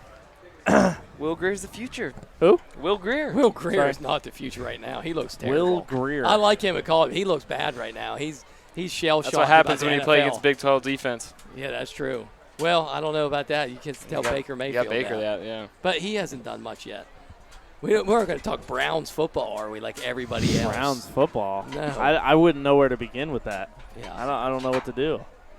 I'm sorry. I was trying to check and see. I wonder if they're so they're packing everything up.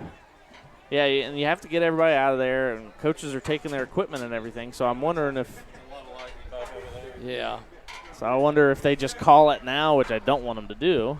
You're 2:23 left. What is in the the rule with quarter. that, anyways? You can't just call it. It's I mean, not like baseball. You get past the 5th inning. No, sorry, and not call it as in the game's over. Yeah. Call it as in, hey, let's just pick this up tomorrow. Yeah. Because you could wait around the rest of the night, and your players get cold, and you got to warm up again. I mean, we could be here till 2 a.m.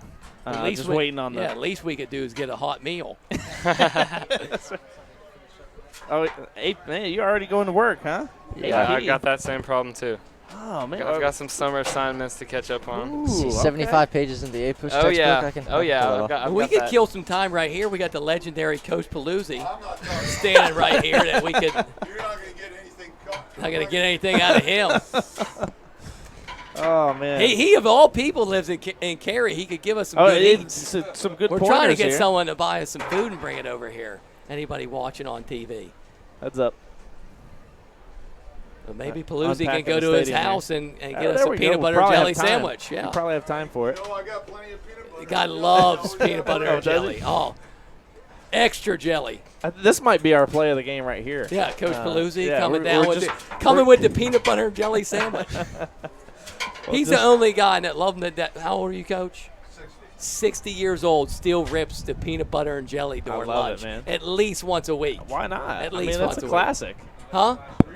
Three times a week. There you go. Let's go. It's a classic. As long as you get the ratio right. Coach, we can throw it out there too. We can throw it out. What's your favorite kind of peanut butter? Favorite kind of peanut butter. You, Okay. Hey, are you a peanut butter? Are you a crunchy? Crunchy, but what brand? Oh, Jif? man. Peter Pan? They're all about the same. Oh, they're all the same. That is so wrong. Middle Creek game just got out of delay. So wrong. Middle Creek out of a delay? Out of a delay. Okay. Where were they in their delay? What was their? They said it was about an hour. Crunchy peanut butter, and then he said up 21 zip on Heritage. Oh, okay. Yeah. All right. That's impressive. I don't know what to think of Heritage, especially based on last year, because they've got the name going for them, so you never know what to expect from them. Yeah. Is Deshae Towson still the head coach? I have no clue. They had those guys from the Pittsburgh Steelers. Oh, yeah, right. One of them, a couple of them left. And then Willie Parker there was the JV coach. As we will be updating them throughout the delay. Okay, they're gonna update on the Panther Creek Twitter page, so we'll obviously we should hopefully have the information here, but radio. So going back to movies real quick, I'm looking at stats here. Somebody said radio for their favorite sports movie. That's a good one. I like it. That's tough. I like top 5. Oh yeah, I didn't. No. But thank you, Melanie. Appreciate that. Let's see. We had a Rudy. We had a Sandlot going out to my wife again. What about you? I don't know if I reciprocated. Oh, it's 100% Happy Gilmore. Happy Gilmore. Oh, I can watch that all day, every day. That's good. All day, every day. That's good. Yeah. I feel like there was one I watched fairly recently. We watched. I feel like I just hadn't watched it in forever. And it was so good. But I can't think of it now, so glad I shared that with you. Yeah, from Major League to. Oh man! I mean, we were even talking. We did it. So sometimes we get bored during lunch in the PE office, and we throw stuff together. And we did like the top sports movies of all time. Then we had a poll. Oh, and random, and they play against each other. Oh, sweet. Yeah. I'd like to say the Sandlot. I'm pretty sure the Sandlot won. Okay. It was. Somebody grab that. Yeah, no problem. They're bringing down all kinds of bringing down equipment. stuff from up top on the radio. I don't know. But. Yeah, and they even had Mr. 300 in there. Mr. 3000, Mr. 3000 with Bernie Mac. How about basketball? Oh, basketball's in there. My roommate in college loved basketball. I thought it was terrible, but he loved it. God, it's so good. Oh, my Maybe God. that's the one. Yeah. I think and that's the the one we dodgeball watched counts. Recently. Dodgeball. Did you see this my summer wife they has had the never seen Ocho on dodgeball. ESPN? Yes, they did it again. But I turned it on. I turned on the Ocho, and what were they doing? They were doing something. They had some off-the-wall stuff. Some it was terrible. awesome. I was like, awesome. oh, really? The one I love watched, it. I was like, I think it's this is great. boring. They had juggling. Right, the first time I turned it on, they had juggling. They had this guy announcing some guy. Look at the form of that juggle. Nah. And I was like, all right, I can't watch this. Have you seen the videos popping up? I've seen them popping up on Facebook, but they're is it called headball or something? It's German, and so it's ping pong, but they hit it with their head, and it's like a volleyball. That can't be real. Yes, man, oh it's totally real. And those the Germans, stuff that they do, like they worried about concussions over in that country. Oh yeah, but so the net is not a net; it's actually a solid, so that you can have the volleys and whatever. You gotta look it up. It's a German sport, and I'm telling you, it's legit. But it's like they're diving on the. You know how that happened. You know how that happened. What is this? He's showing the history of Hedis. He'll show you the history. This is my guy here. 2 guys drunk at the bar, Oh, probably. yeah, absolutely. There's a ping pong table. They had too many. See what we can do with too this. many drinks in Germany because you probably drink when you're 14, and they're like, oh, yeah. "Hey man, let's just play ping pong with our heads." I remember going to Aruba. Speaking of countries that have no laws whatsoever as far as drinking, but it's my 15th birthday. And we were in Aruba, and they were like, "Oh, it's your birthday. You gonna have a drink?" And I was like, "Well, I mean, no. I gotta be 21." They're like, "Yeah, you could." Like, there's literally no age. They would not. They would not. Ask a 6-year-old. They'd be like, "Yeah, here you go. Here's your beer." It's just crazy. Oh no. America. Let's see. All right. So Hedis. We've learned about Hedis a little bit. I'm not kidding though. You need to look up the video. They need to make a movie If I could, on if I could switch it over and we could play some of that, we'd do a little ESPN 8 the Ocho action here. But that's true. That's true. I know you can do it with OBS. So to be able to see I'll us look it up instead for of just future watching time. watching the logo in the middle of the field. That's right. But you can see the Lightning's out back behind us. But Yeah. I just hate that. I mean, I know everything's all about lawsuits now. Even my kids say, we're going to get in the pool. And there was lightning way in the distance. And Presley, my daughter, she's like, Daddy, we got to be safe. And I was like, and you know, right, me and Easton, my boy, we get back and we go right in the pool. We swam for an hour, lightning in the distance, no problem. Yep. But that's like, and you're in a backyard right now. You're playing flashlight tag as a kid or capture the flag, whatever you're playing, or you're playing football out there under a street light. You see lightning in the distance, you ain't going home. That's right. But nowadays, man, lightning anywhere close. That's what it's all you about always now. got to be careful. Yep, no joke. Gotta be careful for the, that one out of a trillion that gets hit. Yep. No kidding. Speaking of golf movies, we didn't even say Caddyshack. Caddyshack. So I'm yep. out there golfing yep. yesterday. We're out there since I'm the golf coach now. We're out there coaching, and they're getting ready to blow the horn. The storm's coming in, and I had just ripped 2 great holes in a row. And I throw out a quote to my man Kirby Starr, my assistant coach. I said, "The good Lord would never disrupt the greatest game of my life." Right. And he's like, "What?" I was like, "What movie is that?" I was like, "You don't know what movie?" And I was like, Caddyshack. That's when it starts storm. He's shooting like 5 under, and he putts it, and then that frog jumps out of the hole, and he's out there trying to play in like a monsoon. Right.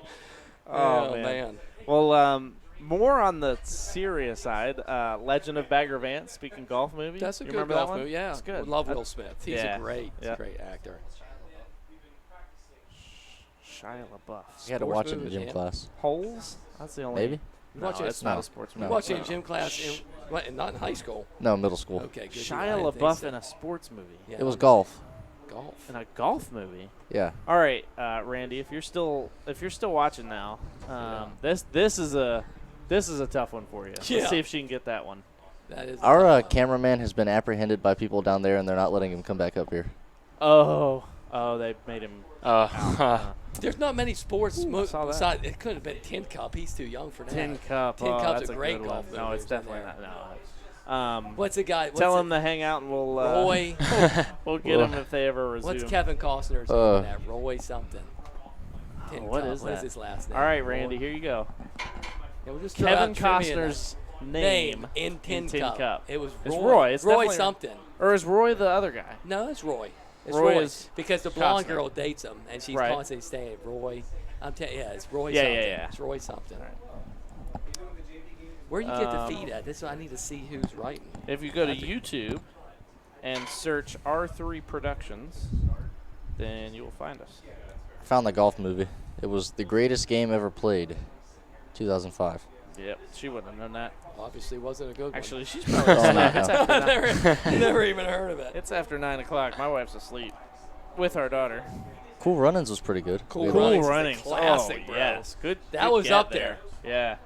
That's a good get. Oh, my gosh. Oh, there you go. She is awake. She never She saw is Tin awake. Cup.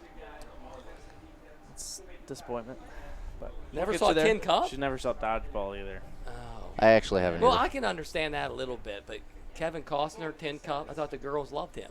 That's true. That's a good point. She's a Robin Hood Kevin Costner guy. I love that's my her. favorite Robin. That was the yeah. only, in my eyes, that was the Yeah. only good Robin Yep. Hood. Robin Hood, Kevin Costner, and the Bodyguard. What a great movie. Bodyguard was solid. Bodyguard, yep. Yep. Chris Miner is wondering if we. Chris Miner. Yeah, he gave you a shout out. From California, he might, unless he's in town. Sweet. Nice. Yeah, Chris. Let's see. What else we got? We got any others that? I'm seeing that lightning. I'll tell you what. So I can see. Huh? See, can you get me on the YouTube thing? I can't find what. Yeah, search R3 Productions. Working on it. R3 Sports YouTube, but I got motorcycle stuff coming up. Do you have the YouTube app? No. Oh. Got an iPhone 6. You're about to. Got an iPhone 6, bro. It's been paid off for a long time. That sure has. I don't think they make those anymore. I traded that for a tent job. Guy didn't have any money. He's like, hey, you want a phone? I was like, sure. Yeah, you got to barter sometimes. That's true. That's true. I've gotten phones. I got a stove. Nice. Yeah, I got a stove. Trying to think of what else I've traded for windows. Oh, I got my truck ceramic coated. Have you heard of that? I saw you post about that. Oh my gosh, I'm telling you, it's the So what is craziest this? stuff ever. So what they do is, for one, my truck's a 2006. They paint corrected. I got a guy that does it. So if Okay. you're interested, reach out to me. Yeah. Window Effects on Instagram. I got a guy. We're going to do it through me. I'm not going to charge you any more, but I'll get you to the guy. But anyways, he paint corrected my whole truck, made it look brand new, and then he put this ceramic coat on. So what it does, it's like almost like a hyper wax, like the strongest wax ever. When you feel it, you run your hand down the truck, and it feels like glass. Oh, wow. So that's cool.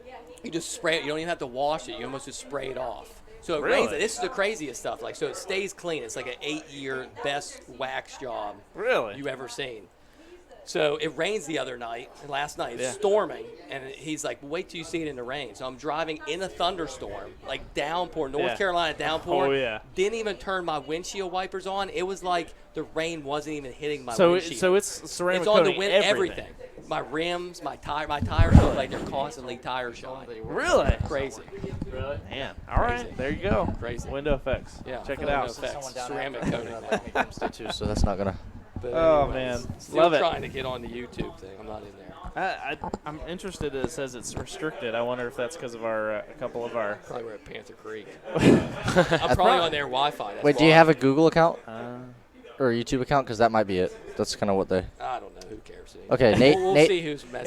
It might honestly be because we have Aviator and Winging It on, because they have at least allusions to breweries and to alcohol. Although I don't think we just we no, never know. you don't think so? I don't think they would censor it for that. Is yours However, working? Oh, I don't have the. I can check. Nate kinda has hard to do found question and sanctuary answer in when my I can't mom's see car. anything. Oh, sweet. Thank you, Miss Anderson. R3 Productions. Well, any Well, of wait those till who these are- kids, you talk about the new school, wait till these guys. I swear on purpose, they say they're working on it. I swear on purpose. You have the second you walk into the school, your cell phone just goes dead. Oh, really? It's working for me, but I have an account, so it might be. Okay. Yeah, They but just like want you to log nothing. in. Calls, texts, unless you got Really? unless if you're trying to text someone that doesn't have an Apple, if you don't got the Apple to Oh, yeah. text messaging, it ain't going through. Huh. And I think they did it on purpose so the kids I mean, can't be on their probably. phones. They're I saying bet that, it they're is. like, we're working on it. But Yeah. I'm like, You're I working don't on it for know. the next 2 years. Yeah. Huh. I'm sure Snapchat works. It does. That's the important one. That's the It important does. one. I've been in there. Get that VPN going. That's right. Oh, man. Well, yeah, it was interesting talking to Coach Hall about the fact that, just like you said, like it's a rental. Like you can't, you can't do anything. You can't paint any walls. No, you can't. no. Like you can Just do bland. nothing. I to know. the I feel like a school. baby. I've been complaining all week because I'm a PE teacher. Yeah. And I can't tell you, we do pull-ups at least 3 days a week, and they're not letting me put a pull-up bar in the gym. In the old gym, I had 4 Doesn't make racks any up sense, there. And yeah. I'm like, how are we going to do pull-ups with no pull-up bar? And like, you can't put it in the wall. You would think that the next PE teacher that came They in probably there would want be like, them too. let's go, thanks. We'll keep them. Don't have to worry about Yeah, this. don't have to worry about them. It ain't like I'm putting up something they ain't going to use. Yeah.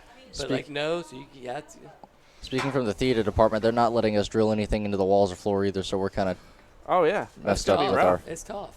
I don't So know what it's a y'all are nice gonna do. school, but you can't. It's almost like someone just all of a sudden you've been living in $100,000 house, falling apart, Oh, like yeah. Fuquay was, Right, leaking when it rains, and now someone gave you $1 million house and they go, don't touch anything. That's right. Don't touch Don't anything. touch the you got walls. a back, you got a pool, you got a chandelier. Don't Can't touch use it. it. Don't use touch it. You got a couch right. It's nice. Don't sit in it. Yeah, that's what it's like. I swear to God, that's what it's like. Yes, absolutely. Oh well, 2 Oh, my years. gosh. You got 2 2 years there, and then you'll head over to the split new happens. school. Yeah.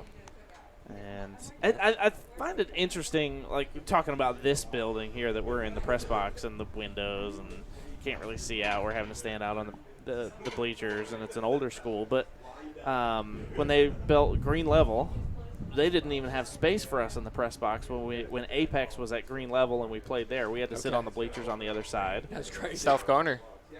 Or the new Garner. The new Garner, Yep, we were on the Magnet. away Yep. stand. That's right. Yeah. Yeah, there's They got a press box in the away stands? No. We had were like a just on tent. the stands, yeah. Yeah, we're just in a tent on the They stands. just told you they wouldn't let you up here? They said there was no room, yeah. So and looking at it, it was probably, even if there was room in there were only like 4 windows that were small. So my whole point, I'm like, all right, you build all these schools, and you've got like a Holly Springs. Big windows. Now the windows are bad now because like the seal is broken in the middle. In Holly Springs too? Yeah. Yeah. I mean, it's an easy fix. I don't understand why they can't, but not their priority, clearly. But it's a nice – so Holly Springs and Middle Creek are the same. They've got the same press box. Yep. So I don't understand why when you find a sweet spot and they can get up on the roof at Middle Creek, like huge roof up there. Just make it the same way. Like, why are we changing things? And the crazy thing is, it's all by tax dollars. Is the economy is good now. Things should get better. Like the craziest thing to me is like, I know, like I was talking about baseball for and football facilities and whatever. Yeah. The baseball fields at new schools, like you don't even see them as bad in like rec t-ball. Like I can even t-ball will have a dugout. Like they don't even give you a dugout. Right. Like you sit in there on a wooden bench, no roof over your head, like the sun just burning you. And then when the rain comes like this, you got to go sit in your car. Right. So wait till like I really feel bad for like Fuquay has been so spoiled by that facility that those kids are gonna they won a state championship there and all this stuff. They are gonna hate that new. They have not only do they not have a clubhouse, but they don't have a basics. They don't have a dugout. Right. Well, and so talking to Coach Hall before they were tearing everything down for at Fuquay, he was like, you know what? They need to keep the so just flip the field and put the home side now on the opposite side of the field. Yeah. And even keep the press box. Because then if you have 2 press boxes, like, it'll probably never be used on the visitor side, but you could send the visitors over there. Yeah, like, it'd be great. Have all that extra space. Doesn't cost you anything. No, that would make too much sense to do that. Well, I know, right. Yeah. And then just build new bleachers on the other side, Yeah. build a new press box, because you're going to build it anyway. Yeah. Now, but the biggest thing that they need to do, though, I hope they never touch that field, because that's the best draining field in Wake County, I think. Yeah. Turf's great. It's got a great pitch to it. I hear the one at Willow Spring is awful. Like just water standing. And I can see how, because it's kind of just caved in. And then apparently they have some drains, but they're not draining at all. Well, you can imagine how hard it would be. No matter how good you build it, it was a field. It was woods. It was woods and a field, and now you're trying to build a football turf right there in 1 year. Right. Yeah. So. Yeah. And that's what I was saying before the game. Like this field is in the best shape I've ever seen it. Because I was here when Panther Creek first started. We come over here. It felt good down there. It was a cow pasture. Right. Yeah. Now it's like you're down there. It feels like you're on a college football turf. Their turf here is super nice now. The rain has helped, I think, this summer too. And we've had a lot of that. My parents want me to go. Okay. Are you gone for the night? Yeah, I think they want to leave. It's late. Gotcha. Thank you for being here. Yeah. He's got to get to bed. Absolutely. No worries. Have a good night. That's our producer, Luke Anderson. Thank you, sir. Does that mean Nate's gone too? Sure. All right. Well, I got triple duty if they start back up. That's right. We'll bring the camera in here. You can do it all. What is the word on anything? They got to wait for so long. It says something about Twitter, yeah. Did you look it up on I haven't Twitter? looked at it, no. All right, so Brad Wheeler's asking a question here, so let's get into his topic. I think he's asking about the offense. What he commented. So that tweet I put out yesterday and said, Coach Hall's least favorite question is, are we playing on Friday? And he says, opinions. But I still think, we got almost 3 quarters in the books here tonight. Yeah, so we could still not bad. We could still be playing. Yeah. Yeah. It's obvious that the Lightning's out there in the distance. I know. I was looking at the radar. I don't see anything near. But the again, game could be over by the time something comes in. If this is the way it's going to be, you know what sucks is the last time you invited me out for the first game. It was the same thing. It was that dang Harnett Central game. No. Short. That's what I'm talking. A couple years ago. No. It wasn't. Was it? It was 2 years ago. I didn't know you were coaching still then. No. I didn't invite you to the game then. Was it last year? So last year was at Harnett Central, but there wasn't a delay. Last year at Harnett Central was when was the first game after Winnie was born, and you guys did the game up on the roof. But I don't think there was a delay in that game. It was 2 years ago. It must have been 3 years ago. I was doing the game with – you know what? No, it wasn't. You're right. it was my last year coaching. Right. And yes. I was up top you to were start on the the year. Right. And then I just came down and hung out with you guys. When the and we were pizza- here all you night. had When pizza I was trying delivered? I had pizza delivered. I had pizza delivered. And That the was lady so was funny. running around in the parking lot trying to – or no, she went to the front gate, and they wouldn't let her in because of the lightning. And she's like, I'm trying to get pizza to the press box. And there's no – I mean, God, That that was was great. so That was so frustrating because funny. it was just That – I was mean, so funny. crystal clear skies Oh, my over the gosh. field. But you could see it all around. It might be another pizza delivery. Hey, that could be. It could be. They might let them in. It could be. Oh, you like Jets pizza? Jets. I've never had Jets. What? Yeah. Oh, my gosh. But speaking of that Hornet Central I got game to with the call Lightning, them on the microphone so people can hear what they say. Like, hey, do you deliver to the press box? I love it. I'm going to call Jets So pizza. talking about that Hornet Central game, with the lightning delay, Jim left, went and bought, because it was hot. You remember how hot it was, and we were in the press box. And it's Hornet Central where it's like a it's tiny. tiny little. I mean, you tiny. have to sit down in order to see out of it. And so he he left, went and bought a pair of shorts because he came in like jeans or whatever, and came back. Love it. Love it. It was, Let's do and this call. Let's do this call. all right. Let's do this call. So, What do you want in case they're going to deliver? what's your go-to? I mean, I have to see what's so special tonight, Jets Pizza. All right. Let's see if they deliver to Panther Creek High School in the press box. You might have to turn my microphone up. It should be answered. What night's that? Friday night. Oh, that's busy. They're busy. Yeah, man. Come on, Jets. I'm giving you free advertising here. Hello, thank you for calling Jets Pizza. Mater and High House is Caleb. Pick up delivery. Caleb, how you doing, brother? Oh, hello. Hello. Can you hear me? Hey, is this Sammy? Sammy? No, it's not Sammy. But do you deliver pizza to Panther Creek High School? We deliver pizza, but I don't know if we deliver to that location. So you can't deliver it to It's the high school. McCrimmon's. You're only four or 5 McCrimmon's miles Highway. away. If we put the location in the computer, it'll tell me whether you're in the location that we can deliver pizza to. Okay, well, can you tell me? 6770 McCrimmon Parkway. Your phone number? Oh, he can't hear me. That's right. Okay, my phone number is 910-431-9065. I should have muted that part. I was just about I don't to say care. that. I don't care. When you see it, it'll pull up 431-9069. 9065. It'll be under window effects. But yeah, I'm at Panther. They're shutting it down. Yes.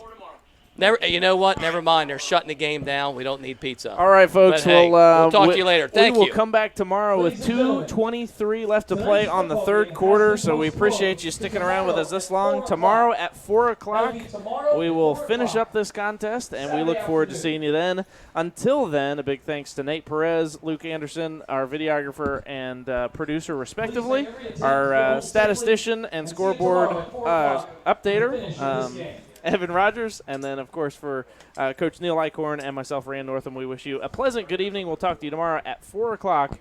Good night from Cary.